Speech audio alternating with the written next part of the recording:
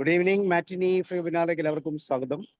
പതിപോലെ ഹെൽത്തിന്റെ പ്രത്യേകിച്ച് സമഗ്ര ആരോഗ്യത്തിന്റെ ഒരു പ്രധാനപ്പെട്ട ഒരു ക്ലാസ്സാണ് ഇന്ന്. കലോറിയെ കുറിച്ചാണ് നമ്മൾ സംസാരിക്കുന്നത്. അത് തന്നെയുമല്ല, വെൽനസിന്റെ യഥാർത്ഥത്തിലുള്ള രീതികൾ എന്താണെന്ന് വളരെ കൃത്യമായി അനുഭവത്തിലൂടെ മനസ്സിലാക്കിയിട്ടുള്ള ഒരു വ്യക്തിയാണ് സലിൽ സാർ. അതുകൊണ്ട് തന്നെ നമ്മളെ കറക്റ്റായിട്ട് ഗൈഡ് ചെയ്യാനും സാധിക്കും. സാറിന്റെ ഒരു പ്രോഗ്രാം തന്നെയുണ്ട്, 90 ഡേയ്സ് വെൽനസ് എന്ന് പറയുന്ന ആ ഒരു പ്രോഗ്രാമുമായി ബന്ധപ്പെട്ടും തീർച്ചയായിട്ടും സാർ കുറച്ച് ഗൈഡ് ലൈൻസ് തരും. സോ നിങ്ങൾ എല്ലാവരെയും സ്വാഗതം ചെയ്യുന്നു. അതോടൊപ്പം സെൻസാർ, you are welcome. Thank you Sabu sir. ഒരു വണ്ടർഫുൾ ആയിട്ടുള്ള ഇൻട്രൊഡക്ഷൻ കഴിഞ്ഞു. എന്നെ പറ്റിയും അതുപോലെ തന്നെ ഞങ്ങളിപ്പോ ഇൻവോൾവ് ചെയ്യുന്ന പ്രോഗ്രാമുകളെ പറ്റിയും ഒക്കെ വളരെ വിശദമായിട്ടല്ലെങ്കിലും ഒന്ന് സൂചിപ്പിച്ചിട്ടുണ്ട് സാബു സാർ. ഞാൻ ഏതായാലും ഇന്നിപ്പം പ്രോഗ്രാം കഴിഞ്ഞിട്ട് എൻ്റെ ആവുമ്പോൾ നമ്മൾ എന്താണ് ഇനിയിപ്പോൾ നാളെ മുതൽ ഒരു ട്രാൻസ്ഫോർമർ 90 എന്ന് പറയുന്ന ഒരു സെഷൻ ചെയ്യുന്നുണ്ട്. സെക്കൻഡ് ബാച്ച് ആണ്. ഓൾറെഡി ഫസ്റ്റ് ബാച്ചിൽ ഒത്തിരി നല്ല റിസൾട്ട് കിട്ടിയിട്ടുണ്ട്. അതുകൊണ്ട് തന്നെ ആ ഒരു ബാച്ചിനെ പറ്റിയും ജസ്റ്റ് ഒരു സൂചന അല്ലെങ്കിൽ എന്താണ് ഇനി എന്നുള്ളതിനെ പറ്റി ഞാൻ പറയാം. ഇന്നത്തെ പ്രധാന topic everything is science. Science, ശാസ്ത്രത്തിന്റെ പിൻബലത്തോട് കൂടിയിട്ട് നമ്മൾ എന്തൊക്കെ മുന്നോട്ട് ചെയ്യുന്നുണ്ടോ അതൊക്കെ ശരിക്കും പറഞ്ഞു കഴിഞ്ഞാൽ നമ്മുടെ ഉള്ളിലേക്ക് എത്തും, അഥവാ മനസ്സിലേക്ക് എത്തും. നമ്മളത് either we will continue fully, നമ്മളത് ഇൻസ്പയർഡ് ആയിട്ട് അത് കണ്ടിന്യൂ ചെയ്യും. അതല്ലെങ്കിൽ അതിനെപ്പറ്റി മനസ്സിലാക്കി അറ്റ്ലീസ്റ്റ് ഓക്കെ ഇപ്പോഴെന്റെ പ്രശ്നങ്ങളും ഇതൊക്കെ ഇത് ഇന്ന കാരണം കൊണ്ടാണെന്നും അതുകൊണ്ട് തന്നെ ഞാൻ ഒരു ദിവസം അത് ചെയ്യുമെന്നും ഉറപ്പിക്കാനുള്ള ഒരു രീതിയാണ് പൊതുവെ സയൻസുമായിട്ട് നമുക്ക് കിട്ടുന്നത്. അങ്ങനെ ഒരു അപ്രോച്ചാണ് നമുക്ക് കിട്ടുന്നത്. അപ്പൊ ഇന്നത്തെ സെഷൻ ഞാൻ സംസാരിക്കുന്നത് ഭക്ഷണത്തിലെ കലോറിയെ പറ്റിയാണ്. ഭക്ഷണത്തിലെ ഊർജത്തിനെ പറ്റി പണ്ട് എനിക്ക് തോന്നുന്നു 2 വർഷം മുമ്പ് തന്നെ ഞാൻ സംസാരിച്ചിട്ടുണ്ടായിരുന്നു.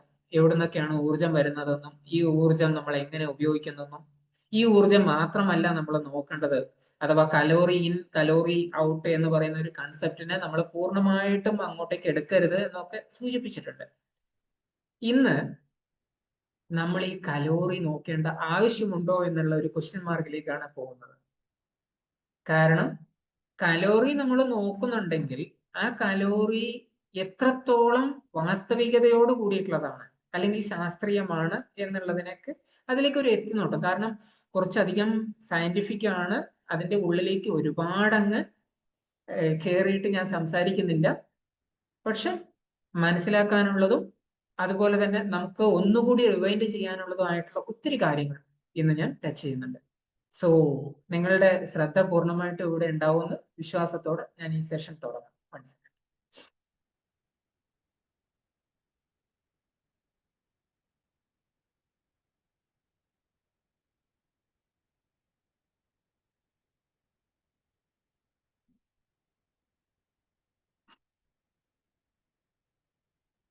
ഓക്കെ, സ്ലൈഡ്സ് കാണാമല്ലോ അല്ലേ റോയ് സർ? കാണാം സർ. ഓക്കെ ഓക്കെ സോ കലോറികൾ നമ്മൾ കണക്കാക്കുമ്പോൾ അത് എത്രത്തോളം വാസ്തവികതയാണെന്നും അതുപോലെ തന്നെ അതിനകത്ത് പലതരത്തിലുള്ള കലോറി മിത്തുകൾ ഉണ്ടെന്നും അറിയുകയാണ് ഇന്നിപ്പോ നമ്മൾ നോക്കുന്നത്. ഒരുപക്ഷെ ഈ ഒരു ചിത്രം നിങ്ങൾ കണ്ടിട്ടുണ്ടാവും മുമ്പ്, അല്ലെങ്കിൽ ഈ ഒരു ചിത്രത്തിനെ പറ്റി കുറച്ചൊക്കെ മനസ്സിലാക്കിയിട്ടുണ്ടാവും. നമ്മുടെ ആമാശയമാണ്. നമ്മുടെ ആമാശയത്തിൽ ആദ്യത്തതില് ഒരല്പം കൊഴുപ്പ് അല്ലെങ്കിൽ ഒരുപക്ഷെ നെയ്യ് എന്ന് നമുക്ക് കൂട്ടാം. എണ്ണയാണ് ഉള്ളത്. ഇവിടെ കുറച്ച് ചിക്കൻ പീസസ് ആണുള്ളത്. ഇവിടെ കുറച്ച് വെജിറ്റബിൾസ് ആണുള്ളത്. പക്ഷെ ഈ വെജിറ്റബിൾസ് വന്നപ്പോഴേക്ക് ഇത് കാണുമ്പോൾ നിങ്ങൾക്ക് മനസ്സിലാവാൻ സാധ്യതയുള്ള ഒരു പോയിന്റ് എന്ന് വെച്ച് കഴിഞ്ഞാൽ ഇതെല്ലാം ഈക്വൽ കലോറിയാണ്. കാരണം കൊഴുപ്പിനകത്തുള്ള കലോറി, അതുപോലെ തന്നെ ചിക്കനകത്തുള്ള അല്ലെങ്കിൽ പ്രോട്ടീൻ പീസുകളിലുള്ള കലോറി, അതുപോലെ തന്നെ വെജിറ്റബിൾസും കാർബോഹൈഡ്രേറ്റ്സും ഫൈബറും ഒക്കെ കൂടിയിട്ടുള്ള കലോറി നോക്കുമ്പോൾ ഇതെല്ലാം ഈക്വൽ ആയിട്ട് വരികയാണ്. അപ്പൊ നമുക്ക് നമ്മുടെ ആമാശയം നമുക്ക് ഒരു ഫുൾനെസ് കിട്ടണമെങ്കിൽ നമ്മൾ വെജിറ്റബിൾസ് ഇൻക്ലൂഡ് ചെയ്യണമെന്ന് ഈ ഒരു ചിത്രം തന്നെ പറയുന്നുണ്ട്. നമുക്ക് അടുത്ത പോയിന്റിലേക്ക് പോകാം. Calorie is not a calorie. ഈ കലോറി നമ്മൾ നോക്കിയിട്ടും അല്ലെങ്കിൽ ഇൻഗ്രീഡിയൻസ് നോക്കിയിട്ടും ഒക്കെ ഒത്തിരി സാധനങ്ങൾ ഒരുപക്ഷെ പല സൂപ്പർ മാർക്കറ്റുകളിലും കണ്ടിട്ടുണ്ടാവും. ഇൻഗ്രീഡിയൻസ് നോക്കണമെന്ന് ഞാൻ തന്നെ പല സെഷനിലും പറഞ്ഞിട്ടുണ്ട്. പക്ഷെ ഇത്തരം ഇൻഗ്രീഡിയൻസിലേക്ക് നോക്കുമ്പോഴും ഈ കലോറി എന്ന് പറയുന്ന കൺസെപ്റ്റ് പൂർണ്ണമായിട്ടും ശരിയല്ലെങ്കിൽ നമ്മൾ എന്തിനു ഈ കലോറി നോക്കണം? അവിടെയാണ് വൈ ഈ calorie is not a calorie എന്നുള്ളതിന്റെ പോയിന്റ്. ഈ കലോറി എന്ന് പറയുന്ന കൺസെപ്റ്റ് പെർട്ടിക്കുലർലി നമ്മുടെ ന്യൂട്രീഷനുമായിട്ട് ബന്ധപ്പെട്ടിട്ട് കൊണ്ടുവന്നത് വിൽബർ അറ്റ്വാട്ടർ എന്ന് പറയുന്ന ഒരു സയന്റിസ്റ്റ് ആണ്. ഇദ്ദേഹം ശരിക്കും പറഞ്ഞു കഴിഞ്ഞാൽ father of modern nutrition research program, അല്ലെങ്കിൽ ആ ഒരു nutrition research and education program, അതിന്റെ പിതാവായിട്ട് തന്നെ അറിയപ്പെടുന്ന ഒരു വ്യക്തിയാണ്. അത്രമാത്രം ഫേമസ് ആവാൻ കാരണം ഇദ്ദേഹത്തിന്റെ ഈ കണ്ടുപിടുത്തം തന്നെയാണ്. അതിന് അറ്റ്വാട്ടർ സിസ്റ്റം എന്ന് പറയും. ആക്ച്വലി ഇത് ഇന്ന് പല മൊബൈൽ ആപ്ലിക്കേഷൻസിലും ഒക്കെ ഉപയോഗിക്കുന്നുണ്ട്. നമ്മൾ എത്ര കലോറി കഴിച്ചു എന്നറിയാൻ വേണ്ടിയിട്ട്. പ്രത്യേകിച്ചും വെയിറ്റ് ലോസുമായിട്ട് ബന്ധപ്പെട്ടിട്ടൊക്കെ ഉള്ള ആൾക്കാർ ഈ ഒരു കാര്യത്തിന് അത്രമാത്രം അകത്തേക്ക് എടുത്തിട്ട് ഓക്കെ, ഞാൻ ഇത്ര കലോറിയാണ് ഇന്ന് കഴിക്കേണ്ടത് എന്ന് തീരുമാനിച്ച് ഭക്ഷണത്തിലെ ആ കലോറി കാൽക്കുലേറ്റ് ചെയ്ത് അത് മാത്രം കഴിക്കുന്ന ആൾക്കാരൊക്കെ ഉണ്ട്. എന്നാൽ ഈ ഒരു അറ്റ്വാട്ടർ സിസ്റ്റത്തിലേക്ക് പോകുമ്പോൾ നമ്മുടെ ശരീരത്തിനകത്ത് വരുന്ന കലോറി ആക്ച്വലി ഇതാണോ? നമുക്കതിന് ഈ കലോറി കൺസെപ്റ്റിന് എന്താണ് എന്നുള്ളതിന്റെ സ്റ്റാർട്ടിങ്ങിലേക്ക് പോവാം. ഒരു കലോറി എന്ന് പറഞ്ഞു കഴിഞ്ഞാൽ 4184 ജൂൾസ്, അല്ലെങ്കിൽ എനർജിയുടെ ഒരു യൂണിറ്റ് ആണത്. ഇത്രയും എനർജിയാണ് ഉദ്ദേശിക്കുന്നത്. ഇൻ ഫിസിക്സ്, ഭൗതിക ശാസ്ത്രത്തില് നമ്മുടെ സറൗണ്ടിങ്സോ ആയിട്ട് ബന്ധപ്പെട്ടിട്ട് നോക്കുമ്പോൾ നമ്മൾ ആ ഒരു സപ്പോസ് ഒരു ബോക്സ് ഉണ്ട്. ഈ ബോക്സിനകത്തേക്ക് നമ്മൾ ഇത്ര കലോറി ഇട്ട് കഴിഞ്ഞാൽ ഇതിനകത്ത് നിന്ന് എത്ര കലോറി പുറത്തേക്ക് പോകുന്നു ചോദിച്ചു കഴിഞ്ഞാൽ കൃത്യമായിരിക്കും. It's a closed system. അതുകൊണ്ട് തന്നെയാണ് even energy cannot be destroyed, ഒരു ഫോമിൽ നിന്ന് വേറൊരു ഫോമിലേക്ക് മാറ്റാൻ മാത്രമേ പറ്റൂ എന്ന് നമ്മൾ പഠിച്ചത്. അതൊരു ക്ലോസ്ഡ് സിസ്റ്റത്തിനെ സംബന്ധിച്ച് പൂർണ്ണമായിട്ടും ശരിയാണ്. ബട്ട് ഇൻ ഹ്യൂമൻ ബോഡി, നമ്മുടെ ശരീരത്തിൽ എനർജി ഇൻ എന്ന് പറയുന്നത് പ്രധാനമായിട്ടും ഈ 3 കലോറി ഉള്ള മാക്രോ ന്യൂട്രിയൻസ് വഴിയാണ് എത്തുന്നത്. ഉദാഹരണത്തിന് കാർബോഹൈഡ്രേറ്റ്, പ്രോട്ടീൻ, അതുപോലെ തന്നെ കൊഴുപ്പുകൾ. അതേ സമയത്ത് നമ്മുടെ ശരീരത്തിൽ നിന്ന് എനർജി പുറത്തേക്ക് പോകുന്നത് പല രീതിയിലാണ്. അത് ഈവൻ നമ്മുടെ റെസ്റ്റിംഗ് എനർജി മെറ്റബോളിസം ഉണ്ട്. നമ്മുടെ ശ്വാസം കഴിക്കുക, അല്ലെങ്കിൽ പ്രധാനപ്പെട്ട നമ്മൾ ആക്റ്റീവായിട്ട് ഒന്നും ചെയ്യുന്നില്ലെങ്കിൽ പോലും ശരീരം ഉപയോഗിക്കുന്ന പല കാര്യങ്ങളും ഉണ്ടല്ലോ. ഉദാഹരണത്തിന് ശ്വാസം കഴിക്കുക, ഹാർട്ട് ബീറ്റ്സ്, ഫിൽട്രേഷൻ പ്രോസസ്സ്, ഇങ്ങനെയുള്ള കാര്യങ്ങളൊക്കെ. അതുപോലെ തന്നെ ഫിസിക്കൽ ആക്ടിവിറ്റി, ഞാൻ സംസാരിക്കുന്നതടക്കം ഒരു ഫിസിക്കൽ ആക്ടിവിറ്റിയാണ്. ജസ്റ്റ് ജിമ്മിൽ പോയി വർക്കൗട്ട് ചെയ്യുന്നത് മാത്രമല്ല. അതുപോലെ തന്നെ തെർമിക് എഫക്റ്റ് ഓഫ് ഫുഡ്, നമ്മൾ കഴിക്കുന്ന ഭക്ഷണത്തിൽ നിന്ന് കലോറി വരാൻ വേണ്ടിയിട്ട് ഉള്ള ഒരു പ്രോസസ് ഉണ്ട്, മെറ്റബോളിസം എന്ന് പറയും, അല്ലെങ്കിൽ ദഹന പ്രക്രിയയെ. ഇതിന്റെ ഭാഗമായിട്ട് നമുക്ക് കലോറി ആവശ്യമുണ്ട്. സോ ഇത്തരം കാര്യങ്ങളൊക്കെ ഉണ്ടാകുമ്പോൾ ഈവൻ ചിന്തിക്കാൻ പോലും വേണം. അപ്പോൾ ഇത്തരം കാര്യങ്ങൾക്ക് നമ്മുടെ എനർജി ഉപയോഗിക്കുന്നുണ്ട്. സോ കലോറി ഇൻ എന്ന് പറയുന്നതിന് കലോറി ഔട്ടിലേക്ക് നമ്മൾ എടുക്കുമ്പോൾ അത് കൃത്യതയോടെ കൂടിയിട്ട് നമുക്ക് ചെയ്യാൻ പറ്റണം എന്നില്ല. സോ കലോറി കൺസെപ്റ്റിന് അങ്ങനെ ഒരു പ്രോബ്ലം ഉണ്ട്. അതുകൊണ്ട് തന്നെ അത് 100% പറ്റില്ല. ഇത് മുമ്പ് ഒരു സെഷനിൽ ഞാൻ വളരെ ക്ലിയർ ആയിട്ട് പറഞ്ഞിട്ടുണ്ടായിരുന്നു. അതുകൊണ്ട് തന്നെ ബോഡി കമ്പോസിഷൻ നോക്കിയിട്ട് വേണം നമ്മുടെ ശരീരത്തിൽ എന്തൊക്കെയാണ് നടക്കുന്നത് മനസ്സിലാക്കാൻ. എനിവേ, നമ്മുടെ ഈ കലോറി നമ്മൾ കഴിക്കുന്നതിലേക്ക് മാത്രം ശ്രദ്ധിക്കുക. നമ്മുടെ ഈ കലോറി പ്രധാനമായിട്ട് വരുന്ന ചില ന്യൂട്രിയൻസ് എന്ന് പറയുന്നത് പ്രോട്ടീൻ, കാർബോഹൈഡ്രേറ്റ്, ഫാറ്റ്, ഇത് 3 ആണെന്ന് പറഞ്ഞു. അതിൽ തന്നെ ഫൈബർ നോക്കിക്കഴിഞ്ഞാൽ അങ്ങനെ ഒരു ഫൈബർ എന്ന് പറയുന്ന ഒരു ന്യൂട്രിയൻ പോർഷൻ ഉണ്ട്, പോഷകങ്ങളുണ്ട്. ഇത് കാർബോഹൈഡ്രേറ്റിന്റെ തന്നെ ഒരു വകഭേദമാണെങ്കിലും ഇതിന് കലോറി അല്ലെങ്കിൽ ഊർജമില്ല. അതേ സമയത്ത് മീൻസ് ശരീരത്തിന് അതിന് ദഹിപ്പിക്കുന്നില്ല, അതുകൊണ്ടാണ് ഊർജം അതിൽ നിന്ന് കിട്ടാത്തത്. കാർബോഹൈഡ്രേറ്റ് നമുക്ക് 4 കലോറിയാണ് 1 ഗ്രാമിന് തരുന്നത്. അതേ സമയത്ത് പ്രോട്ടീനും 4 കലോറി തന്നെ തരുന്നു. അതേ സമയത്ത് ഫാറ്റ്, കൊഴുപ്പുകൾ നമുക്ക് തരുന്നത് ഏകദേശം 9 കലോറിയാണ്. ഇതാണ് നമ്മൾ കഴിക്കുന്ന ഭക്ഷണത്തിലെ മാക്രോ ന്യൂട്രിയൻസിന്റെ കലോറി അനുപാതം. എന്നാൽ ഈ ഒരു ആദ്യം പറഞ്ഞ ഫൈബറിലേക്ക് പോവാം. ഈ ഒരു ഫൈബർ തന്നെ നമ്മൾ കഴിക്കുന്ന എല്ലാ ഫൈബറും ഒരുപോലെയാണ്? അല്ല. അതിനകത്ത് ഇൻസോലുബിൾ ഫൈബർ ഉണ്ട്, സോലുബിൾ ഫൈബറും ഉണ്ട്. ഒരു ചെറിയ ഉദാഹരണം പറഞ്ഞു കഴിഞ്ഞാൽ, നമ്മൾ കഴിക്കുന്ന ഏകദേശം 160 കലോറി ഉള്ള ആൽമണ്ട്സ് എടുത്തു കഴിഞ്ഞാൽ നമുക്ക് ശരീരത്തിന് അബ്സോർബ് ചെയ്യാൻ പറ്റുന്നത് ഏകദേശം 130 കലോറി മാത്രം. എന്ന് വെച്ച് കഴിഞ്ഞാൽ നമ്മുടെ ഈ കലോറി കാൽക്കുലേറ്റർ വെച്ചിട്ട് നോക്കുമ്പോൾ 160 കലോറി നമ്മൾ കാണിക്കും. എന്നാൽ ശരീരത്തിന് അത് മുഴുവനായിട്ടും, ഹെൽത്തി ആയിട്ടുള്ള ഒരു ശരീരത്തിന് പോലും മുഴുവനായിട്ടും അബ്സോർബ് ചെയ്യാൻ പറ്റില്ല. കുറച്ച് അൺഹെൽത്തി ആണെങ്കിൽ, അല്ലെങ്കിൽ ഡൈജഷൻ പ്രോപ്പറായിട്ട് നടക്കാത്ത വ്യക്തിയാണെങ്കിൽ അത് പിന്നെയും വ്യത്യാസം വരും. സോ അതിന്റെ ബാക്കി, ഈ ഹെൽത്തി ആയിട്ടുള്ള ആളുടെ ബാക്കി 30 കലോറി എന്ന് പറയുന്നത് ശരിക്കും പറഞ്ഞാൽ ബാക്ടീരിയ ആണ് ഉപയോഗിക്കുന്നത്. കലോറി ആയിട്ടല്ല, ബാക്ടീരിയയുടെ മറ്റു പല പർപ്പസിനും വേണ്ടിയിട്ട് അതിനെ ഉപയോഗിക്കാം. അതാണ് ഫൈബറിന്റെ ഒരു പ്രധാന പ്രത്യേകത. അപ്പൊ ഇത്രയും ഫൈബർ ഇതിനകത്ത് അടങ്ങിയിട്ടുണ്ട്. അത് മാത്രമല്ല, ഒരുപക്ഷെ നമ്മളിപ്പം പല രീതിയിൽ പല തരത്തിലുള്ള സപ്ലിമെന്റേഷൻ അല്ലെങ്കിൽ അഡീഷൻസ് അതിന് ചെയ്യാറുണ്ട് പല ഭക്ഷണത്തിനും. അങ്ങനെ വേണമെങ്കിൽ സോലുബിൾ ഫൈബർ ഒക്കെ നമുക്ക് ആഡ് ചെയ്തിട്ട് കഴിക്കാൻ പറ്റും. അത് ശരീരത്തിന് ഗുണം ചെയ്യുന്നുണ്ട്. എന്നാൽ ഇൻസോലുബിൾ ഫൈബർ നമ്മൾ ആഡ് ചെയ്യുമ്പോഴും അത് പൂർണ്ണമായിട്ടും അൺപ്രോസസ്ഡ് ഫുഡ് അല്ലെങ്കിൽ പ്രോസസ്സ് ചെയ്യാത്ത ഫുഡിലേക്ക് അല്ലെങ്കിൽ അത്ര തന്നെ ഗുണത്തിലേക്ക് എത്തുന്നില്ല, ഒരിക്കലും എത്തുന്നില്ല. അപ്പൊ നമ്മൾ ഇതൊക്കെ ചെയ്തു, പ്രോസസ്സ് ചെയ്തു, അതിനുശേഷം നമ്മൾ അതിനെ ഒന്ന് ഫോർട്ടിഫൈ ചെയ്യാം എന്ന് പറഞ്ഞു കഴിഞ്ഞാൽ ഫൈബർ അല്ലെങ്കിൽ ഇൻസോലുബിൾ ഫൈബർ വെച്ചിട്ട് ആ ഫോർട്ടിഫിക്കേഷൻ അത്ര തന്നെ സക്സസ്ഫുൾ ആയിട്ട് നടക്കില്ല. സോലുബിൾ ഫൈബറിലും ഇൻസോലുബിൾ ഫൈബറിലും കൂടിയിട്ടുള്ള കണക്ഷൻ എന്താണെന്ന് വെച്ച് കഴിഞ്ഞാൽ, നമ്മുടെ ശരീരത്തിനകത്ത് സോലുബിൾ എന്ന് പറഞ്ഞു കഴിഞ്ഞാൽ അത് വെള്ളത്തിൽ ലയിക്കും. അതുകൊണ്ട് തന്നെ അത് വളരെ സിമ്പിൾ ആയിട്ട് എവിടെ വേണമെങ്കിലും ഏത് ഡൈജഷൻ പ്രക്രിയയിലും അതിനെ സ്ലോ ചെയ്യും. അത് കൂടുതൽ സമയമെടുത്തിട്ട് നമ്മുടെ ശരീരത്തിലേക്ക് പൂർണ്ണമായിട്ട് അബ്സോർബ് ചെയ്യാൻ സഹായിക്കും. ഇൻസോലുബിൾ ഫൈബർ എന്ന് പറഞ്ഞു കഴിഞ്ഞാൽ അത് നമ്മുടെ ഡൈജസ്റ്റീവ് ട്രാക്റ്റിനകത്തൂടെയുള്ള ഭക്ഷണത്തിന്റെ പോക്ക് കുറച്ച് ഫാസ്റ്റ് ആക്കുകയാണ് ചെയ്യുക. സോലുബിൾ ഫൈബറും ഇൻസോലുബിൾ ഫൈബറും ഒരുമിച്ച് ചേരുമ്പോൾ നമ്മുടെ ശരീരത്തിനകത്ത് നമ്മൾ കഴിക്കുന്ന ഭക്ഷണത്തിന്റെ കൂടെ ആ ഭക്ഷണത്തിനെ ഒരു ജെൽ ഫോമിലേക്ക് കൊണ്ടുവരികയും അത് ഇൻറ്റസ്റ്റൈനൽ അബ്സോർപ്ഷനെ മൊത്തത്തിലൊന്ന് കുറക്കുകയും ചെയ്യും. പ്രത്യേകിച്ചും ഷുഗർ അല്ലെങ്കിൽ സിമ്പിൾ ഷുഗറിന്റെ, കാർബോഹൈഡ്രേറ്റിൽ തന്നെ സിമ്പിൾ ഷുഗർ ആയിട്ട് വരുന്ന ഏതൊക്കെയാ? ഗാലക്ടോസ്, ഗ്ലൂക്കോസ്, അതുപോലെ തന്നെ ഫ്രക്ടോസ്. അപ്പൊ ഇതിന്റെ അബ്സോർപ്ഷനെ ഒന്ന് സ്ലോ ആക്കുകയും ചെയ്യും.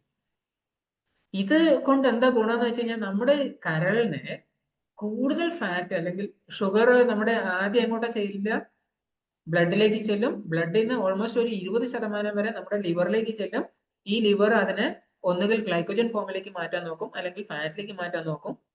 ഈ ഒരു ലിവറിനുള്ള ലോഡ് നമ്മൾ കുറക്കാണ് ചെയ്യുന്നത് സോലുബിൾ ഫൈബറും ഇൻസോലുബിൾ ഫൈബറും ഉണ്ടാവുമ്പോൾ.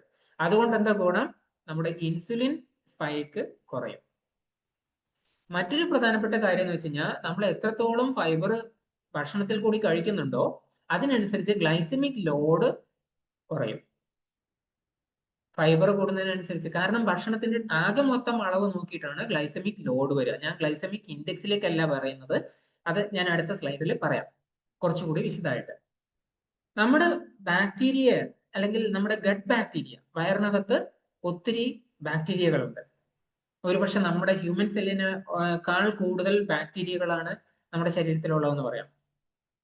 അതിൽ തന്നെ നല്ല ബാക്ടീരിയകളും ഉണ്ട്, മോശം ബാക്ടീരിയകളും ഉണ്ട്. സോ ഇതിന്റെ ഒരു ബാലൻസ് മെയിൻറ്റെയിൻ ചെയ്യാൻ വേണ്ടിയിട്ട് ഫൈബർ വളരെ കൂടുതൽ ഹെൽപ്പ് ചെയ്യും. പ്രോബയോട്ടിക്, പ്രീബയോട്ടിക് എന്ന് പറയും. എന്ന് വെച്ച് കഴിഞ്ഞാൽ പ്രീബയോട്ടിക് എന്ന് പറഞ്ഞു കഴിഞ്ഞാൽ നമ്മുടെ ബാക്ടീരിയക്ക് വേണ്ട ഫുഡാണ്.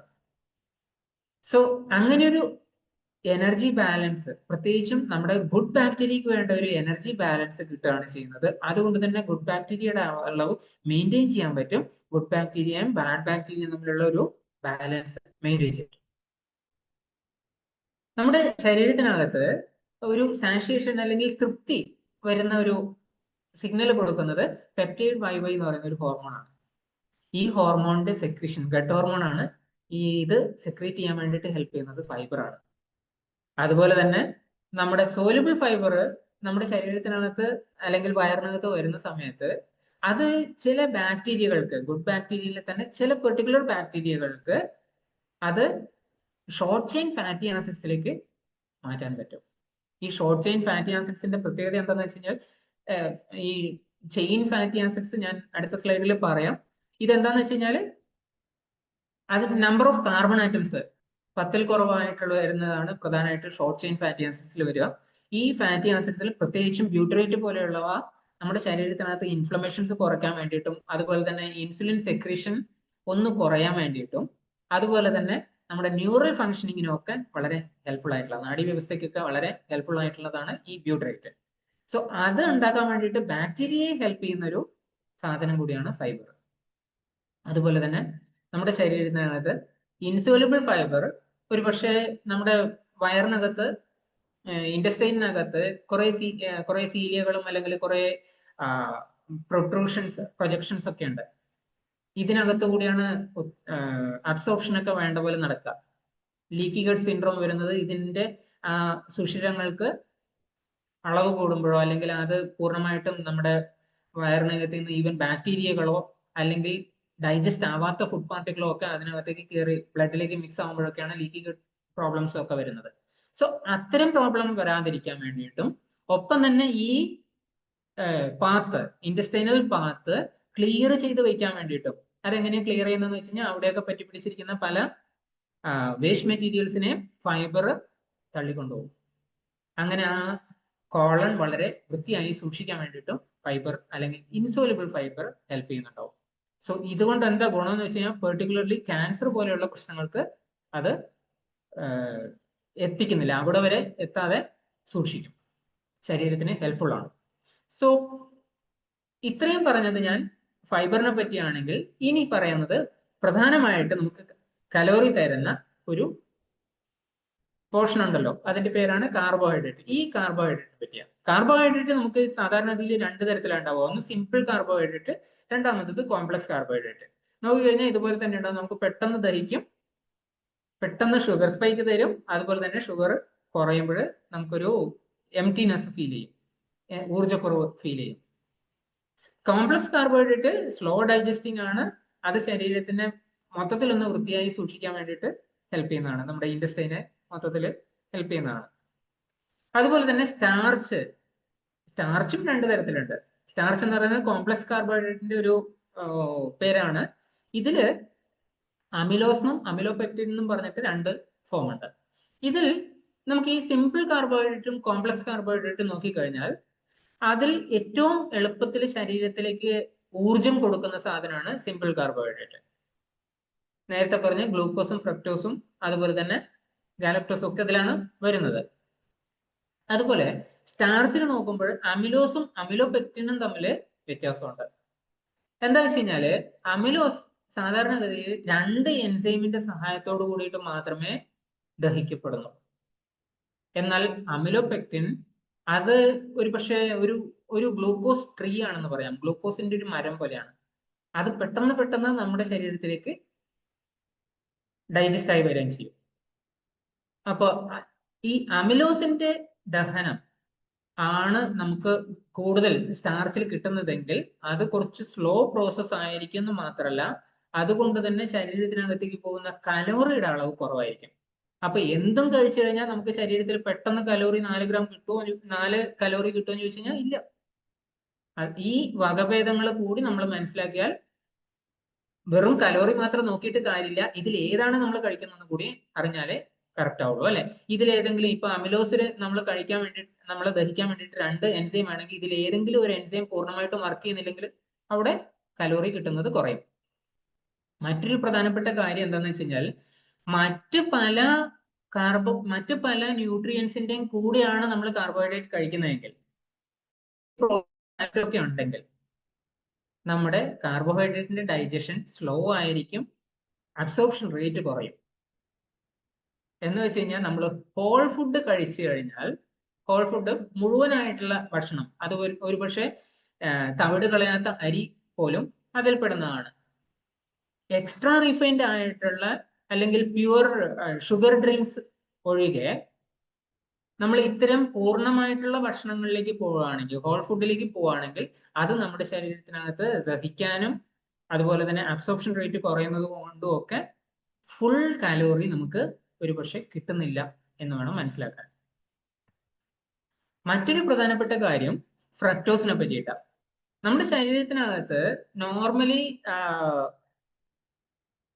ഞാൻ നേരത്തെ സംസാരിച്ചില്ലേ, നമ്മൾ അബ്സോർബ് ആവുന്ന ഷുഗറിൽ 20% വരെ നേരിട്ട് നമ്മുടെ ലിവറിലേക്ക് പോകും എന്ന്. എന്നാൽ ഫ്രക്ടോസ് ആണ് നമ്മൾ കഴിക്കുന്നതെങ്കിൽ, ഫ്രക്ടോസിന് മധുരം കുറച്ച് കൂടുതലാണ്, ഫ്രക്ടോസ് ആണ് നമ്മൾ കൂടുതൽ കഴിക്കുന്നതെങ്കിൽ ഫ്രക്ടോസ് പൂർണ്ണമായിട്ടും നമ്മുടെ ലിവറിലേക്കാണ് പോകുന്നത്. എന്നാൽ അതേ സമയത്ത് ഈ ഫ്രക്ടോസ് ഇൻസുലിൻ സ്പൈക്ക് കൊടുക്കുന്നുമില്ല.